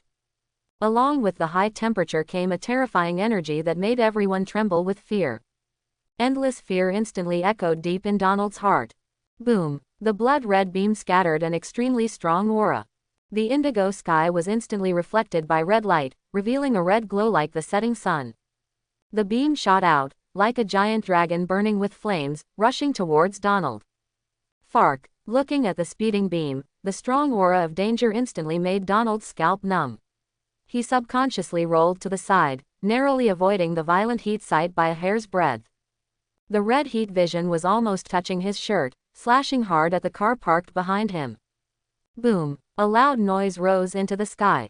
I saw that the vehicle was instantly cut into 2 pieces neatly. The fractures were smooth and neat, and the high temperature instantly melted the iron sheet, continuously flashing hot sparks. Ah! This was also the first time that Logan released such a violent heat vision, and extremely hot white smoke continued to fill the corners of his eyes. The powerful recoil caused the heat vision that shot out of the eye sockets to rush wildly into the crowd like an out-of-control beast. As Logan shook his head slightly, his heat vision swept out, and several unlucky gunmen nearby were instantly involved. Before the violent heat vision could touch them, the clothes on their bodies spontaneously ignited without fire due to the blazing heat, and red rashes from burns on their skin quickly grew. Ah! The gunman roared in fear, and every inch of his skin seemed to be experiencing the heat of thousands of degrees. The fear of dying made them instinctively want to escape, but how could they be faster than their eyesight? When the heat vision swept across, the blazing high temperature and powerful momentum instantly shattered several people to pieces, and even their blood was completely evaporated. The rising blood mist filled the air, and the burnt smell continued to spread. Wherever the heat vision passed, no one could be seen anymore, only steaming pieces of meat on the ground. Fark, what's going on? The fear caused by the heat vision occupied Donald's heart. Even though the heat around him was filled, the cold sweat on his body was still flowing uncontrollably. The red light that he couldn't look directly at made him feel the trembling haze of death all over his body. He suddenly raised his head and looked at the source of the heat vision. Logan was standing on the second floor with smoke coming from the corner of his eyes. He has awakened a new ability. How is this possible? Donald's eyes widened. It was not uncommon for mutants to have multiple abilities. Their laboratory was also doing relevant research, trying to cultivate several mutants with several top abilities. But what shocked him was that Logan was already 200 years old.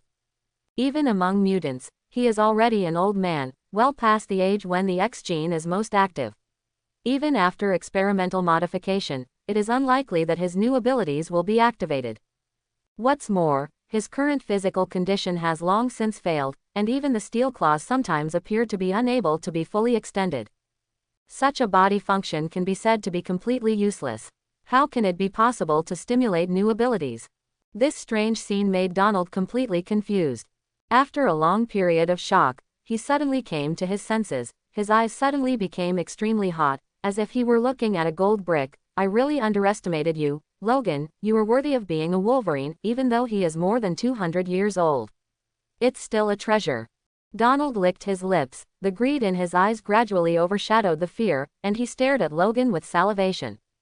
Although the current Logan scares him, it is precisely because of this fear that Logan instantly rises from a worthless old wolf to an incalculable value. If he and Laura are captured together, he will receive an immeasurable reward. Boom! Just as Donald was thinking, the two beams of light like fire dragons swept over and instantly destroyed the gunman in front of him. The gunman's body exploded in an instant, and the sticky blood splashed directly onto Donald, and the broken flesh and remains were all over him. The sudden change completely interrupted Donald's thoughts. Only then did he come back to his senses and quickly turned his head to look around. Most of his more than 30 gunmen have now fallen. The heat vision was like a crazy red dragon, constantly twisting violently in the crowd. As long as anyone is slightly affected by the heat vision, they will either be directly torn in half, or they will be exploded by the terrifying power. Broken corpses and pieces of flesh were scattered in the yard, and blood flowed under the feet like water. Today's hotels are simply like an inhumane slaughterhouse. Wails of pain and roars of fear resounded throughout the sky. Donald roared at the gunman who was already in disarray. No one can escape until he is killed. Shoot now. Bang bang bang. Only then did the grabbers remember to resist, suppressing their inner fear, and raised their guns to shoot at Logan. Ah! The whistling bullets formed a dense barrage, and Logan's body was instantly penetrated by several bullets. The pain that spread all over his body made him roar. But the killings did not stop. Logan gritted his teeth. The stinging wound made him angrier and his heat vision became more intense. The pervasive temperature climbed again, the beam was affected by the anger, the body became thicker, and the color gradually became darker red. Boom! As Logan shook his head, his heat vision swept around. The gunmen who were swept away exploded like inflated balloons. Even the rifles in their hands melted immediately, and the red molten iron kept dripping down. Looking at the gunmen falling down at a speed visible to the naked eye, Donald felt something was wrong and quickly took out his phone to call for support. Boom! However, before he could dial the phone, a red light flashed. The extremely terrifying high temperature swept over instantly. The blazing beam accurately shot at the phone, and in just a moment, the phone melted in his palm. The scorching heat burned his palm, and blood bubbles appeared visibly. The flesh on the palm quickly changed color and cracked, and was completely cooked. Ah! The severe pain from the palm made Donald scream heartbreakingly. He only had one hand, and the other arm was amputated due to injury and had long been transformed into a cold mechanical arm. And now, the only remaining hand is completely useless. At this time, the red light in the sky suddenly dissipated. Logan closed his eyes, and his violent hot eyes suddenly stopped. When he opened them again, his pupils had returned to their original state, and only the residual heat in the corners of his eyes was still rising with bursts of white smoke. He looked at Donald, who was screaming and screaming, with cold eyes. Bang! He turned over and jumped over the corridor fence, jumped directly from the second floor, stared at Donald with cold eyes, and pressed towards him step by step. Donald looked around, but after looking around, he found that none of his men survived, and there were body fragments everywhere. Looking at Logan, who was walking like a killing god, fear completely lingered over Donald's head. He didn't care about the piercing pain in his arm, and hurriedly said, "Logan, don't be impulsive, we have something to talk about." "Let you go." Logan pressed on step by step, and said coldly, "Have you ever given me a chance before?"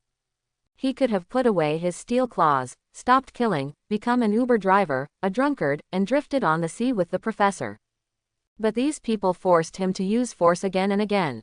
It was all their own fault that caused the scene today. No, listen to my explanation." Donald's face was full of fear. He fell to his knees, and kept kowtowed to Logan, his head hitting the bluestone floor, making a dull sound of puffing, and blood flowed. He felt the strong murderous intent on Logan's body, which was a kind of coldness of the coming of the god of death.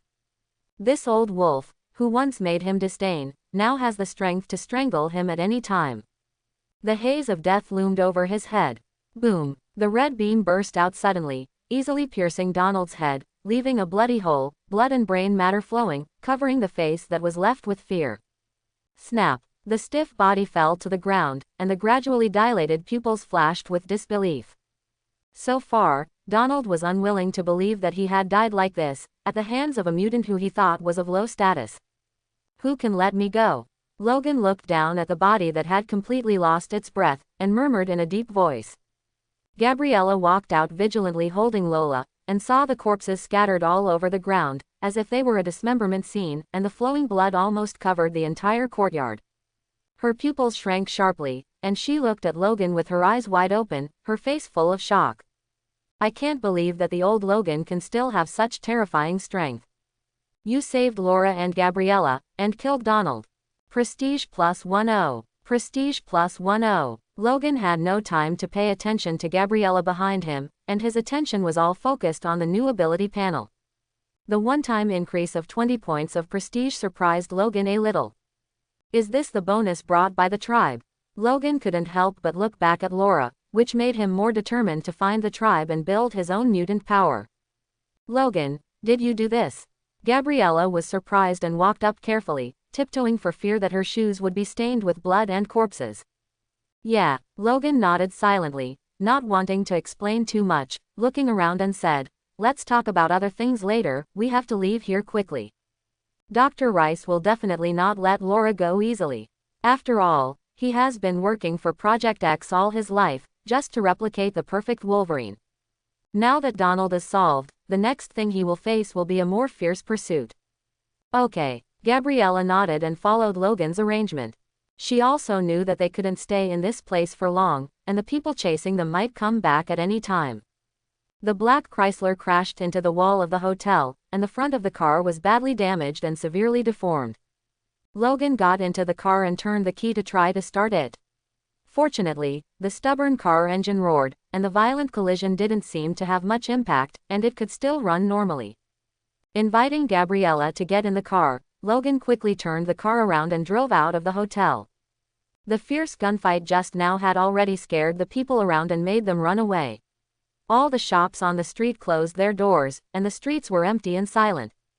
Before the police arrived, Logan stepped on the accelerator completely and roared to the border of Santa Fe City, rushing to the place agreed with Caliban. The desert wind blew, and the thick dust was filled. The yellow sand covered the tragic scene in front of the hotel. The black Chrysler broke through the dust and fog and disappeared into the horizon. At the border of Santa Fe, Caliban drove his old pickup truck and waited there. He was afraid of the sun, so he wore a white suit that covered him completely, a pair of sunglasses, and even put on leather gloves on his hands. He sat in the driver's seat and kept looking at the long road in the distance. 2 hours before the agreed time, he finally saw the familiar black car. Looking at the Chrysler with a severely deformed front, Caliban's heart was instantly lifted, and his hand slowly reached for the pistol in the drawer.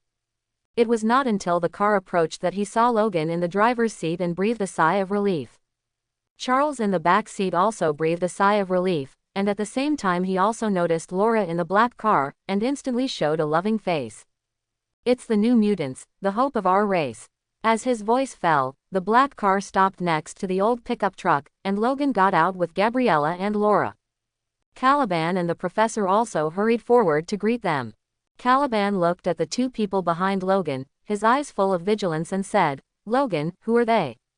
"This is Gabriella, this is." Before Logan finished speaking, Charles looked at Laura with a loving face and spoke first. "Laura, we finally meet." Charles's behavior made Logan stunned. "Do you know each other?" "I have communicated with Laura with my spirit." Charles reached out and rubbed Laura's head. "She is our hope." Lola didn't speak, but didn't resist, just looked at Charles curiously. "Okay, let's talk about these things later, we have to leave Santa Fe City quickly." Logan called a few people to get in the car. He didn't want other new changes to happen because of staying here. In the car, Logan said solemnly, "Let's go to Nevada to settle down first. Victor will be there. We can make plans after we get there." Neither Charles nor Caliban had any objections. For Caliban, he can go anywhere as long as it's not Santa Fe. As for Charles, he just needs to follow Logan and Laura. Gabriella in the back seat hesitated, hugged Laura next to her, and said to Logan, "After you guys settle down, can you take Laura to North Dakota? There is a mutant organization there, where she can get asylum for other mutants." North Dakota has always been their goal, but with Donald's pursuit, they are unlikely to get there by their own abilities, so they find a way to contact Logan. Logan nodded. "Don't worry, I will get her there safely." Caliban on the side suddenly asked, "From what I hear, you don't plan to go with Laura?" Gabriella looked melancholy, holding Laura's head, placing her chin on top of her head, and said slowly, "Leave her to Logan, I will feel relieved." She believed that Logan was true to his word and worthy of being entrusted to her. After all, she was able to survive because of Logan's risking his life to save her. As for herself, an ordinary person is a bit weird among the mutant community, not to mention that she just wants to live an ordinary life. On the US-Mexico border, Gabriella got out of the car with a look of reluctance. She has a relative in Mexico. She can no longer stay in the United States and is unwilling to stay. She plans to leave the country directly to Mexico to inquire about the whereabouts of her relative. Logan did not force this.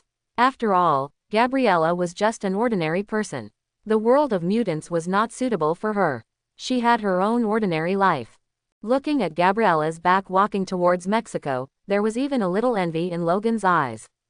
An ordinary life was the life he longed for, but the name Wolverine was destined to completely separate him from ordinary. As Gabriella walked away, Logan started the car again. Dust and smoke are everywhere in the desert, and a black car is driving on a deserted road. Seeing the street sign on the border of Santa Fe City gradually disappearing in the rearview mirror, Logan breathed a deep sigh of relief. "I'm finally leaving this city of Santa Fe." Outside the hotel, corpses were covered with white cloth, and the blood stains oozing from the corpses stained the white cloth red and white. There were blood stains all over the bluestone floor, and some scraps of meat that couldn't be cleaned completely attracted a lot of blowflies. The strong smell of blood could be smelled even from across the street, and the tragic scene even made many police detectives who had seen the big scene couldn't help but feel their stomachs churn. "Oh my God, what the hell happened?" Steve Rogers opened a white cloth, and the hideous corpse made his pupils constrict. Scenes like this were rare even during World War II. There were more than 30 corpses, none of which were intact. They were either chopped into two pieces or directly bombarded into a pile of minced meat. The hotel is in disrepair and the surveillance equipment is no longer in use. "We don't know what happened." An agent spoke helplessly. Initially, local residents called the police several times, saying that a violent fight had occurred. When the police arrived, only corpses were left on the ground. The local police knew that this could not be an ordinary gang fight. After preliminary exploration, they could determine that there was definitely a supernatural force involved. After many reports, SHIELD was soon alerted. SHIELD agents are currently investigating all the details. The deceased are all mercenaries, but one of them is special. Natasha walked over and flipped the tablet in her hand, which displayed the information on the corpses. She selected one of the information. Donald Pierce, the head of a security company, is currently conducting experiments on Project X. Room work. X laboratory. Steve wondered. A biological laboratory.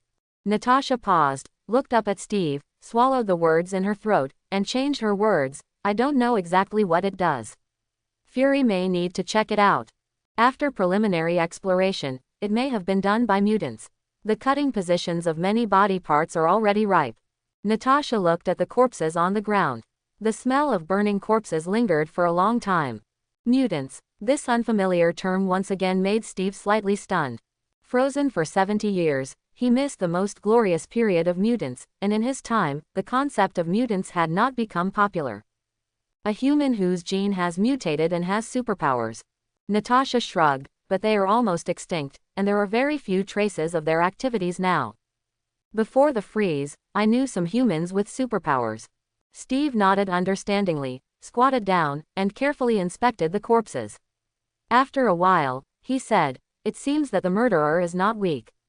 There are dozens of elite mercenaries, and it seems that there is no room for resistance at all. Steve has rich combat experience and can clearly deduce the strength of his opponent just by looking at the state of the corpse when it died. Captain Rogers, Chris Lawrence confessed. Suddenly, an agent strode over. Are you finally willing to recruit? Steve stood up with a look of surprise on his face. In fact, the hotel massacre was just an interlude during his visit to Santa Fe, and his real mission was still those Chitauri weapons. As early as a few days ago, after Stark's monitoring device issued an early warning, they locked the Lawrence family's logistics warehouse and found the weapons there, and immediately arrested the warehouse manager Chris Lawrence. However, although the arrest process went smoothly, the interrogation process was full of obstacles. Steve had never seen someone survive being interrogated by S.H.I.E.L.D. for so many days. After several days, no information could be extracted from him. At present, they still don't know the source of the weapons and whether they have other equipment besides this batch. But this is understandable. After all, that guy is the local prince of Santa Fe City. He is used to covering the sky with one hand in Santa Fe City. He thinks that his local emperor father has the ability to recruit people from S.H.I.E.L.D., relying on this belief to be stronger. Also normal. But what he doesn't know is that the current Lawrence family is also in danger. The original partners saw that they had gotten into trouble with the special organization, and now they have all defected. They have withdrawn capital, withdrawn shares, financial disputes, etc., making Mr. Lawrence so busy that he had no time to recruit people. Of course, even if he had time, he wouldn't be able to take anyone away from S.H.I.E.L.D. And Chris's willpower has obviously completely collapsed under the continuous torture. Oh, leave this to S.H.I.E.L.D. for now. Steve spoke to an agent, and then quickly returned to the branch with Natasha. In the dim interrogation room, Chris had long lost his former energy and was slumped in a chair with bruises all over his body. The torture for many days made him look very depressed. His eyes were dim, as if he had no hope of life. Steve walked into the interrogation room, looked at Chris who was covered in injuries, and complained in a low voice, testimony obtained under torture cannot be presented in court for notarization. Natasha shrugged, we don't plan to go through legal proceedings anyway. Steve was speechless and waved an agent to go forward and bandage Chris. This is an important figure in this incident, and he cannot die. After the bandaging was completed, Natasha patted the table and asked, tell me, where did the weapon come from? Are there any more? Chris raised his head weakly, with a look of exhaustion on his face. It was brought by the Juarez family. After I learned the information, I sent someone to intercept the goods. It's just those 2 boxes. As for whether the Juarez family still has it, that's it. Go ask them. Natasha rolled her eyes speechlessly. Wouldn't it be fine if I had said this earlier? Things that can be solved in one sentence have to be delayed for so many days. Chris didn't respond. In fact, he didn't want to expose the Juarez family, not because of his good relationship with the Juarez family, but because the Juarez family had channels for smuggling those weapons. He knew that those weapons were powerful, and as long as the Juarez family was not exposed, he could still go to Juarez to intercept the goods in the future. But the methods of these agents were too terrifying. If he persisted, he might really die on the interrogation table. After exhaling helplessly, Chris struggled and asked, can you let me go now? I'm afraid not yet. Steve shook his head sullenly, you've committed more than just that. He had read Chris's file. As a local prince from Santa Fe City, this guy's behavior was full of misdeeds. If he opened any page, it would be a felony worthy of being shot.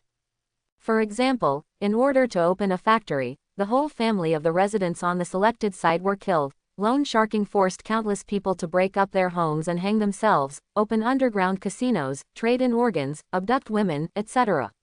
The crimes were too numerous to list. You're out of luck. Natasha shrugged at Chris. S.H.I.E.L.D. may ignore these so-called evil bosses, but Steve will not. There is no room for crime in his eyes. Let me go, please. You should know that our Lawrence family is very powerful. As long as you let me go, you can give me the entire Lawrence family property. Hearing this, Chris completely panicked and begged with all his strength. He didn't want to stay in this place for a day longer. The torture of the madman from S.H.I.E.L.D. made even death a luxury. Steve just ignored these words, but there was still a question in his mind that was a bit difficult to solve, so he asked again, I have another question. More than 10 days ago, among those who intercepted the goods at the New York pier, there's a guy with steel claws. Who is it? Steel claw. Chris was stunned for a moment, then reacted, as if grasping a life-saving straw, and said quickly, it's Wolverine, Logan Howlett, alias James. Impossible. When the word Wolverine hit her ears, Natasha immediately retorted, he's already dead. Since the establishment of S.H.I.E.L.D., they have also been very interested in Wolverine, who was famous in the last century, but they have not been able to find him. In these worlds, the only ones who can escape S.H.I.E.L.D. are the dead. It's really him, Chris said with absolute certainty. It's impossible to admit his mistake. Although that guy is a bit older, he is definitely Wolverine. Logan, Steve recalled, the familiar face gradually becoming clear in his mind. It's been 70 years, and he's still alive. Alive? Really alive? Chris nodded repeatedly, and then quickly added, by the way, I know where he lives, I will take you there. Click. The door of the abandoned factory opened, and thick dust filled the air. Ahem, cough, cough, this doesn't look like a place where people live. Steve looked around, frowning. The dilapidated iron room is full of cracks, which led directly to the desert outside. The transparent tape has become the only obstacle to block the wind and sand. The furniture looks equally retro. The old ceiling fan seems to be from 50 years ago, and there are some things left in the cupboard that have not been cleaned in time. A layer of green fungus has grown on the cooking utensils, and under the sun's rays, the room is filled with unbearable dull heat. This is simply a place that even homeless people would despise. It seems Chris didn't lie. There are indeed people living here, but they should have been gone for a while. Natasha saw signs that someone had lived in the room, and it was at least 3 people, which also proved that Chris had not lied to them. So Logan is still alive. Steve rubbed his eyebrows, thinking of his former comrade. Oh my God, if he is really alive, he would be at least over 100 years old. Do you really know him? Natasha turned to look at Steve. Steve nodded and walked in the room, looking at some details of the house. Natasha followed him. As far as I know, Wolverine did participate in World War II and killed many enemies. Many enemies. Steve suddenly smiled and said, it seems that your intelligence is not that accurate. The number of people that guy killed cannot be described as a lot. He is simply a killing machine on the battlefield. Steve touched the 2 holes on the iron table in front of him and couldn't help but fall into memories. He is the devil on the battlefield, the god of death that the Nazi fools dare not sleep after hearing his name. After a pause, he suddenly remembered something, turned his head and asked in surprise, I'm a little confused. People like Logan will definitely leave a mark in history books, but why have I never written anything in any book? Have you ever seen his name in history books? After thawing, in order to adapt to this era, he read a lot of history books, trying to make up for his 70-year gap, but the word, Logan, did not appear in any history books. Natasha was silent for a while and said, Steve, you have been frozen for 70 years.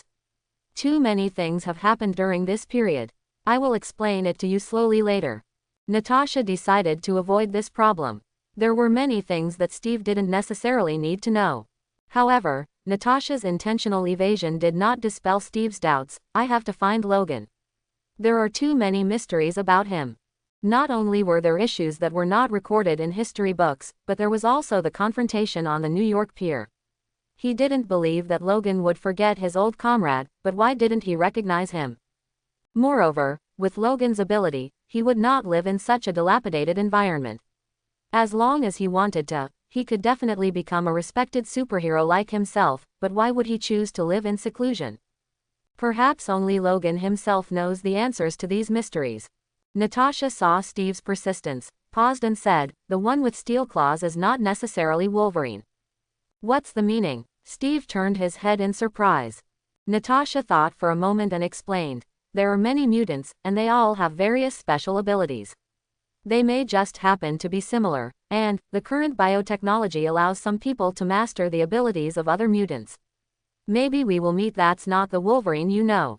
After saying that, Natasha quickly changed the subject for fear that Steve would go into details. "Don't worry, I will let people track Wolverine's matter. Let's complete the task first. The top priority now is that you must investigate the hotel case. Killing Donald's mutants is dangerous and more important than finding Wolverine." Steve nodded, took a brief look at the factory, and then turned and left. Natasha is right. The guy who killed more than 30 gunmen is indeed an unstable factor that endangers society. We must find out something about it. As Steve walked away, Natasha in the room breathed a sigh of relief, walked to the corner of the room, and dialed a phone number. "Nick Fury, Wolverine has appeared, and he may have Professor X with him." Quote. It had been 2 days since Logan escaped from Santa Fe City. For safety reasons, he did not take the spacious highway. Instead, he bought a second-hand pickup truck and took everyone through the country roads. Although the condition of the trail is not very good, it can ensure that you will not be targeted, but the cost is to get to Nevada, which takes at least 3 days. It's getting late. Let's rest here for the night and hit the road tomorrow. In town, Logan parked his car in front of a hotel. This hotel is located in a remote location, surrounded by woods, and only hikers and cyclists stay overnight. "Where is this?" Caliban yawned, rubbed his eyes and looked out the window. "Linktown." Charles in the back seat read out the name, looked at the town outside the window, and said with melancholy, "It's such a nostalgic name." During the chat, Logan had already helped the professor take out the wheelchair from the trunk and patted Laura next to the professor. "I'll leave it to you, Professor. I'll rent a room first." Laura nodded, but said nothing. Since meeting until now, she has not said a single word, and even when she said goodbye to Gabriella, she only waved her hand, which made Caliban always think that she was mute. Logan didn't care. He booked a 3-bedroom at the hotel front desk and bought a few cans of beer. At this time, Laura and Caliban also pushed the professor to his side, and they went upstairs together. This hotel is a bit old and there is no elevator. Logan had to carry the professor to the second floor. Laura was responsible for the wheelchair, and Caliban was the easiest, with keys and beer. Although the hotel is old, the room is really good, with all the facilities complete, and even an LCD TV connected to the internet without the sense of disrepair. "Caliban, go and give the professor a bath." Logan opened the beer and sat on the sofa. After drinking the cold beer, the fatigue of driving all the way was swept away. Laura on the side stared at the TV in silence. "Do you want to watch?" Logan noticed her eyes and her experience. In that laboratory, watching TV was probably an extremely luxurious wish. Laura nodded. Logan put down the beer, picked up the remote control and turned on the TV. The old movie, The Wild One, was playing on the screen. It was a heroic story, and even the picture quality was very retro. But the little girl didn't care. She held her chin up and watched with relish, and her eyes gradually became bright. Logan didn't bother her and drank beer quietly on the side. As the sound of water in the shower room ended, the professor came out in a wheelchair, noticed the TV screen, and said with a smile, "The Wild One, it's an antique I watched when I was young." But for Logan, this is a new movie. Caliban behind him teased that for Logan's 200 years old, even the first movie of mankind can only be regarded as a new product. Logan didn't refute this, but just drank beer and looked at Laura beside him quietly. The girl's eyebrows were very similar to his own. Although they had only met for a few days, Logan felt a little strange about this little girl. Perhaps this was the sense of inheritance in his blood. After watching for a while, Logan suddenly remembered something, retracted his gaze, and looked at the panel with a move of mind. Endurance 6, Strength 8, Agility 7, Speed 9. Intelligence 5, Defense 7, Willpower 10, Fighting skills 7. Prestige 30. Special attributes none. Special abilities self-healing factor, thermal vision. Current physical condition gradually stabilizing, poor condition. Free points 2. Enhancement points 5. Looking at the enhancement points, Logan was a little surprised. 5 points, there are so many. The 5 enhancement points are the total number before, but the free attribute points are only 2. But he gained a total of 20 prestige points this time. You know, the prestige gained from Samuel and the 3 of them was pitiful every time, but this time it increased tenfold. This is the benefit brought by mutants, not to mention that there was only one mutant at the scene, Laura. The increase in free points and enhancement points is obviously linked to the prestige value obtained. The higher the prestige value, the more points can be obtained. When rescuing Laura, the 2 free points he used on speed had a very significant effect. If 10 points were added at once, the improvement would be a qualitative leap. If he could increase his speed infinitely, he might be able to surpass Quicksilver in speed. Thinking of this, Logan was secretly excited, and his desire for prestige increased again. At the same time, the idea of reorganizing the mutant organization has become more and more determined. Only in the mutant group can he maximize the prestige and benefits, gain the prestige value of the group, and enhance his own strength, so that he can completely get rid of the current predicament of being controlled by others. More importantly, Logan knows that the world he lives in will not be peaceful in the future. The Battle of New York has just passed, and there is still a universe overlord Thanos waiting outside. In the troubled Marvel world, you can't survive without some strength. Thinking of this, Logan did not hesitate to use all the enhancement points on the self-healing factor. Nowadays, the self-healing factor is definitely a top priority. Only when the self-healing factor is restored can the body survive various blows, can it have a chance to fight back. As all the enhancement points were used, Logan suddenly found that the pain in his body was significantly reduced.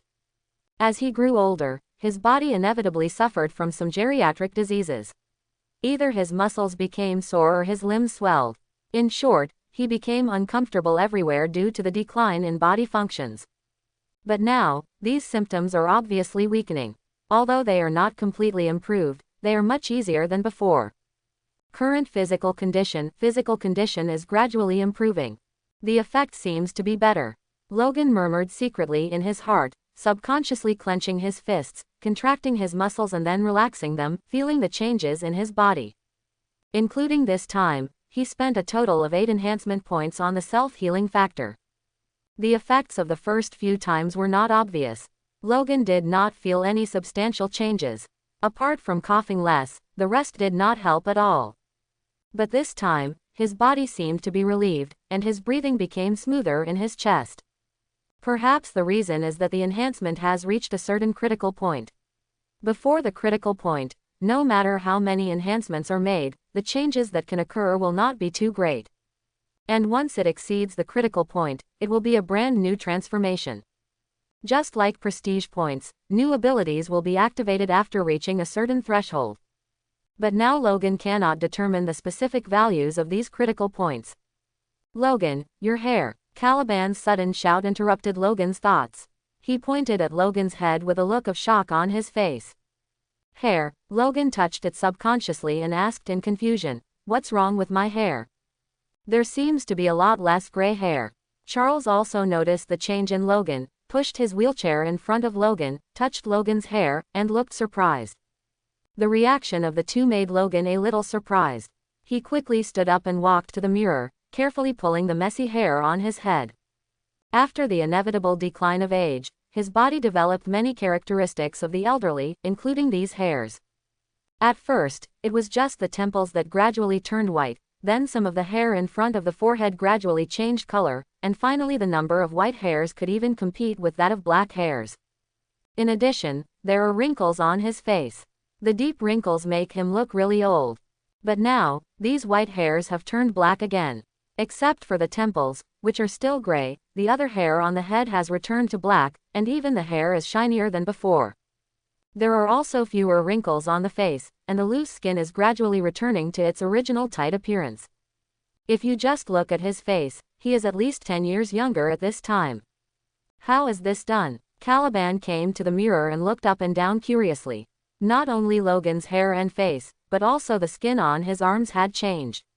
Some age spots on his arms were fading quickly, and his muscle lines gradually became clearer. Forehead. Logan didn't know how to answer for a while. After a moment of silence, he said, I don't know either, but I can feel that the self-healing factor is gradually recovering. Professor. Caliban looked back at Charles. Is this normal? Now Logan seems to be gradually completing the signs of rejuvenation. Although he only looks 10 years younger, if word spreads, it will definitely be a medical miracle. And this situation is unique even among mutants with special abilities. Charles also had a look of astonishment on his face at this time. After looking at Logan for a long time, he couldn't help but exclaimed, Incredible, incredible, Logan, this means that your self-healing factor is evolving on its own. Oh my god, the X gene can still complete self-evolution even if it is suppressed. Logan, if the academy still exists, I must study your genes carefully. Charles pushed the wheelchair to Logan, looking very excited. Such a spectacle, how could he not be excited as a person who has studied the X gene for a lifetime? You know, the X genes of mutants in the old era were all suppressed, and some people with weaker X genes have completely become ordinary under such suppression.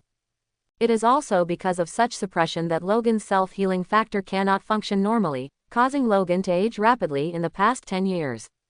However, the self-healing factor in his body is undergoing self-evolution to counteract the genetic suppression. At the same time, as it evolves to a certain extent, the ability of the self-healing factor also reappears and begins to repair Logan's damaged X gene. If it continues to evolve, it will only be a matter of time before Logan completely recovers to his peak. Professor, why is this happening?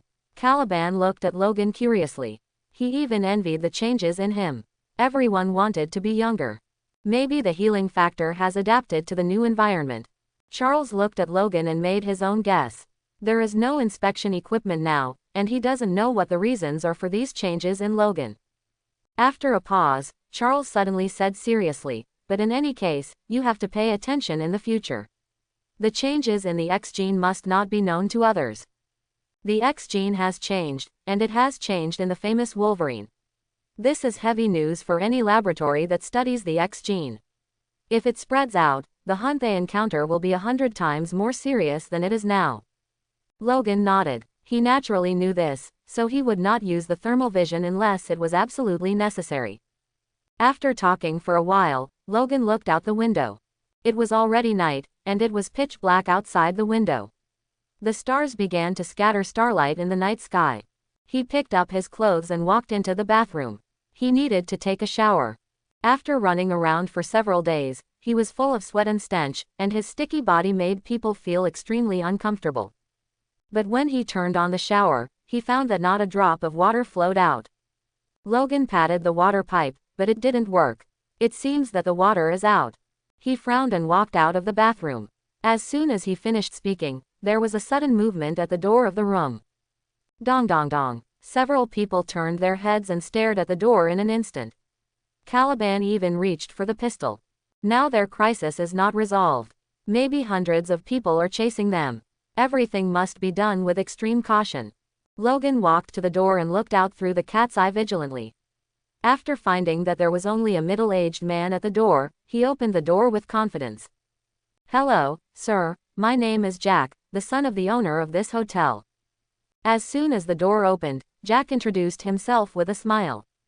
Logan looked at Jack, frowned and asked, "What's the matter?"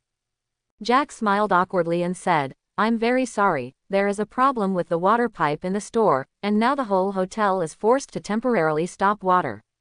This matter should be handled by our hotel staff, but my father's legs have some problems. You know, the elderly always have some minor ailments in their legs and feet, which is really inconvenient to travel, but I need someone to help me. I wonder if you are willing to help me, sir." After a pause, Jack finally added, "It doesn't need to be too troublesome.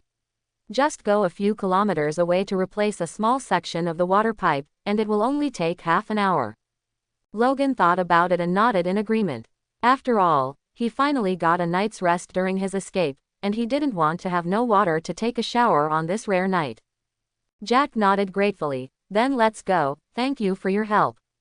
After that, the two went downstairs, took the shotgun and toolbox, and walked into the night together, passing through a forest. "Are you here to travel?" Jack turned on the flashlight and asked sideways. "Yeah." Logan looked at the dense trees around him and said, "Nonsense, my name is James. My father's lifelong wish is to go to the north. Before he died, I decided to fulfill his wish. My brother and my daughter are traveling with me. I really envy you." Jack smiled and said, then sighed and said with a little regret, "I also want to travel, but there are too many things at home. Time is squeezed out." Logan shrugged and chuckled. "We can't squeeze it out." Jack looked helpless. "My family has lived here for generations and has been running the hotel for more than 20 years. My mother died a few years ago, and my father's legs and feet are not good. The son and daughter in the family are not easy to deal with. My wife and I have been exhausted over the years." Logan was stunned for a while, looking at Jack, with some emotion in his heart.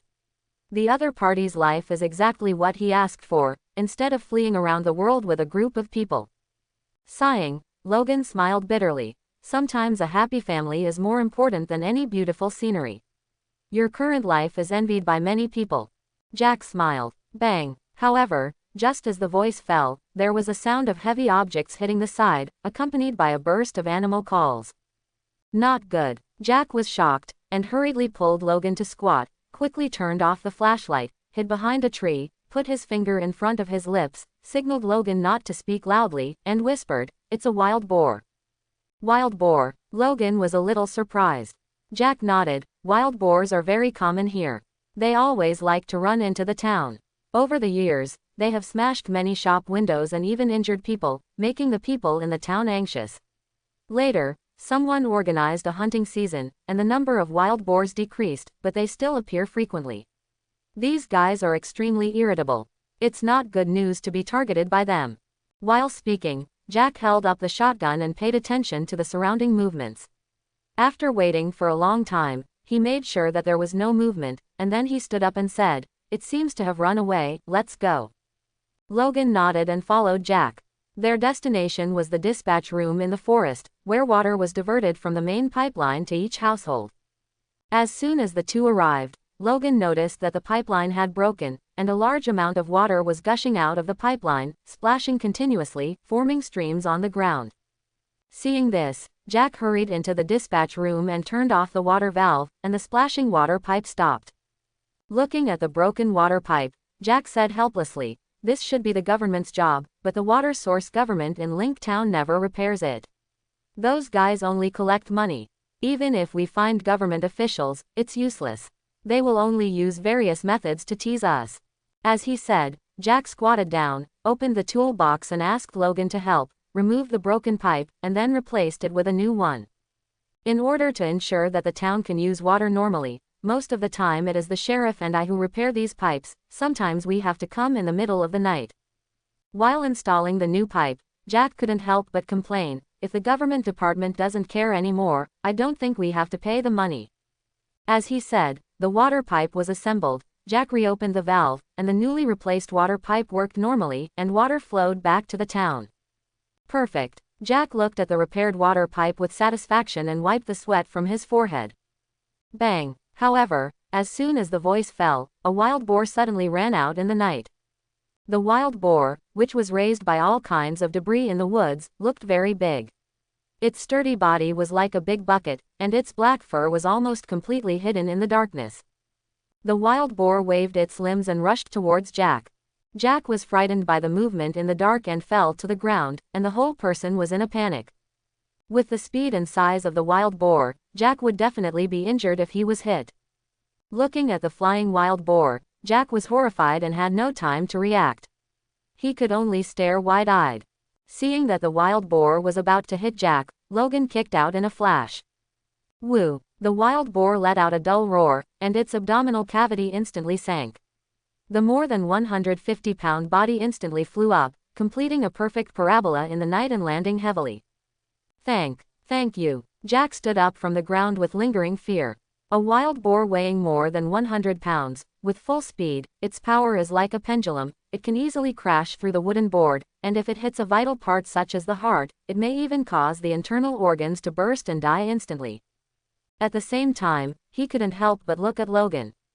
This guy kicked away a thing weighing more than 100 pounds. It's hard to imagine that this middle-aged man in his 50s or 60s would have such a huge power. Deal with this wild boar first. Logan ignored Jack's surprised look, just looking in the direction of the wild boar to remind Jack. The fur of these wild boars is extremely tough, and the kick just now will not kill it so easily. I saw it crawling up in the dark, its red eyes full of anger, and it rushed forward again in anger. This time Jack was prepared, and there was no fear in his eyes. He raised the shotgun on the ground without hesitation, aimed, and fired. Bang bang bang. The gunshots rang out in the night, and the harsh sound woke up the birds in the forest, and they quickly flew away with their wings fluttering. The fur of the wild boar was indeed very tough. After Jack fired several shots, the guy fell down. His body was pulled by inertia, leaving a long bloody mark on the ground, all the way to Logan. It seems that there will be wild boar meat to eat tonight. Jack smiled and stepped forward, kicking the wild boar that had completely died. There were several bullet holes on the black fur, and blood was constantly spurting out. Not quite right. Logan did not focus his eyes on the wild boar, but vigilantly scanned the large forest in front of him. He keenly noticed that something was approaching the forest. What's wrong? Jack looked at Logan in confusion, and then looked at the silent forest, and did not see anything unusual at all. At this time, 7 wild boars hiding in the forest slowly walked out. Their black fur allowed them to hide in the darkness to the greatest extent. Their shiny hair was as firm as steel needles, and the 2 upturned fangs on their mouths looked extremely sharp.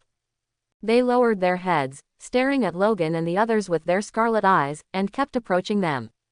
Jack was horrified and hurriedly reloaded his shotgun with bullets. But the shotgun in his hand had no magazine, so he could only load it one by one, and the bullet capacity was only 4 rounds. During the reloading interval, he turned his head to look at Logan and asked anxiously, "Did you bring a gun?" 7 wild boars, even if every shot hit the head, at most only 4 could be killed, and the fangs of the remaining 3 could easily pierce them. And Jack's shooting skills couldn't reach the point where every shot hit the head. No. Logan shook his head. He was going to take a shower and had taken off all his weapons. The original intention of this trip was just to change the water pipes. He didn't bring any weapons because he felt there was no danger. Besides, if there was really any danger, he had a weapon more powerful than a gun, but it was really inconvenient to show it now. That's bad. After Jack loaded the bullets, he stared at the wild boar that was approaching step by step, frowned, and suddenly said, "Go to the dispatch room first, I'll call someone over." In this situation, if they continued to stand outside, they would only be easily knocked over by the wild boar. The 2 turned around quickly and ran towards the dispatch room. Seeing that the 2 were about to escape, the 7 wild boars howled, as if giving orders, and their limbs waved quickly, running towards the 2 frantically. The movement behind him shocked Jack, and he quickly turned around and raised his gun to shoot. Bang! The muzzle sprayed fireworks, and the bullet flew out, but it missed. The wild boar was so fast that Jack's shooting skills couldn't hit every shot. Jack adjusted the muzzle and pulled the trigger again. Bang, bang, bang. The remaining 3 bullets flew out. Awoo! 2 of the wild boars roared dully and paused for a moment. But their tough fur protected their bodies to the greatest extent, and the shotgun bullets could not make them lose their combat effectiveness in the first place, so they rushed up madly again. The loud noise of the guns completely angered the 7 wild boars. Their eyes gradually turned red after being stimulated, and they launched a more violent attack, with their sharp fangs raised above their heads. As long as they were hit by any one of them, they would die. Jack was terrified and didn't dare to fight back. He turned around in a hurry and staggered to the door of the dispatch room. Logan, who had been waiting in the dispatch room, quickly reached out and pulled him, and then heavily closed the door of the dispatch room. Bang, bang, bang. Almost at the same time, the wild boars madly hit the iron door outside the dispatch room, making bursts of loud noises. The entire dispatch room was shaken and dented. The wild boars seemed to be going crazy. After a failed collision, they turned around and continued to ram the 2 people inside. They were determined to kill them. Aren't these guys vegetarian? Why are they so interested in our meat tonight? Jack held the door of the dispatch room tightly with panic in his eyes. Logan glanced at the shotgun in his hand. Maybe they just hate you. I guess you also participated in the hunting season. Your trophy may be the uncle of someone outside. Jack cursed. I should have killed all these beasts. As he said that, he opened the gun compartment of the shotgun and was about to continue loading bullets. However, as soon as he put his hand into his pocket, his face turned pale. Oh no, there are only 4 bullets left. He expected that some wild boars would appear, so he brought a shotgun for self-defense, but he did not expect that there would be so many tonight, and the bullets he brought were simply not enough. Bang! At this time, the dented iron door finally stopped and was violently knocked open by the wild boar. A wild boar had red eyes and raised its fangs and slammed into Jack. Jack fired in a hurry. Bang! At such a close range, several steel balls from the buckshot instantly broke the wild boar's skull, and the marble smashed its brain into pieces, completely losing its breath. However, as soon as this one fell down, another wild boar rushed from behind. Jack shoots again. Bang bang bang. After 3 shots, 2 more wild boars fell at the door, and one was shot in the neck, but did not die. The sting caused it to run away in a hurry. The remaining 3 heads, with their fangs on their backs, rushed towards them almost crazily. Fark! Jack roared in horror, holding the hot muzzle of the gun, and kept hitting the wild boar with the butt of the gun. However, such a move, not only has no lethality, but makes the wild boar even more frenzied. Seeing that a wild boar's tusks were about to pierce Jack's thigh, Logan quickly grabbed his clothes and pulled him back. At the same time, he stood in front of him and kicked him without hesitation. Ouch! The wild boar flew out upside down and landed heavily on the ground. At the same time, Logan reached out with his hands and grabbed the necks of the other 2 wild boars. The powerful wild boar was forced to stop by him. Jack looked confused. This power is too strong. You know, the impact force of a galloping wild boar is at least 500 pounds. Just when he was about to marvel at Logan's strength, Jack suddenly discovered that the wild boar he had just kicked over climbed up again and continued to hit Logan hard. Be careful, there's another one. Jack pointed at the wild boar with a look of horror on his face. Poof! However, the next second, steel claws popped out from between Logan's finger bones and instantly penetrated the heads of the 2 wild boars. Then he quickly swung his claws and slashed at the charging wild boar. Click! The huge pig's head fell to the ground, and blood spurted out onto Jack's shocked face. Call! Logan gasped for breath. The bloody steel claws were dripping with blood in the dark night, and the nightlight hit the steel claws, reflecting bursts of cold light. He turned to look at Jack. The situation was urgent just now, so he subconsciously stretched out his steel claw. It only solved the wild boar crisis, but a bigger crisis may be approaching due to the exposure of the steel claws. Logan looked at Jack aside, only to see a surprised look on his face. With a look of joy for a few minutes. You are a mutant. You know about mutants. Logan frowned. In this era, mutants were a topic that only a few people would talk about. Certainly. Jack looked at Logan's steel claws, his eyes shining brightly. When I was a kid, I often heard about your deeds. Logan thought for a moment, sighed and put away the steel claws, nodded, looked back at the vast night, and said, Go back first, it's too dangerous here. No one knows whether the gunfire just now will attract more dangerous guys.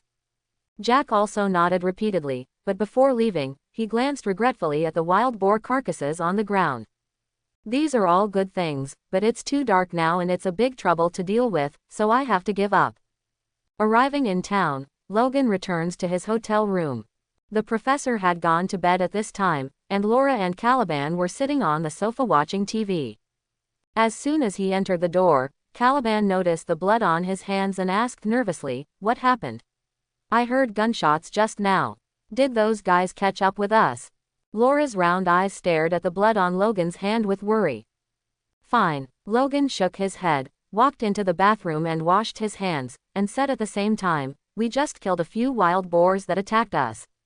After washing away the blood stains, he wiped the water drops on his hands and said, We have to get out of here. Hearing this, Caliban quickly looked over. After all, in the escape life, being able to sleep comfortably in a hotel for one night was a rare treat, and he was not willing to give it up. Are you causing trouble again? Caliban couldn't help but ask. Logan shook his head. It's a little troublesome to explain. We have to go to Nevada quickly. With that said, he threw the toilet paper into the trash can and quickly packed up his luggage. He couldn't be sure whether Jack's reaction when he found out his identity just now was a pretense or a sincere one. After all, there are too many smiling tigers like Chris. They may look admiring you on the surface, but they may have been calling you secretly. Call the police. For safety reasons, he had to take Caliban and the others away overnight. Logan cleaned up the room, went to the room to wake up Charles, turned off Laura's TV, and told Caliban behind him, I'll go down and drive, and you will bring the professor and Laura down later. After instructing Logan, he quickly went downstairs.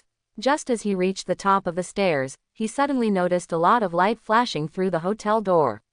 A number of black commercial vehicles stopped in front of the hotel. A group of guys who looked not to be trifled with were walking with heavy footsteps. Walking into the hotel. Logan quickly retracted his body and stood at the foot of the stairs, leaning against the wall. There was a rough voice in his ears, and someone asked Jack at the front desk, have you ever seen a bearded man? He brought an old man, a girl, and an albino patient with him, and his face was as white as a sickly man. Quote. Logan's heart tightened at the entrance of the stairs. It was obvious that the group of people were coming for him. He carefully clenched his fists, slowly extended his steel claws, and a cold light flashed in his eyes. No. Jack's decisive answer made Logan slightly stunned. He didn't expect that the other party would actually help him. After all, mutants are now wanted criminals, and the pursuit of harboring mutants is also not small. If you don't believe me, you can go up and see for yourself.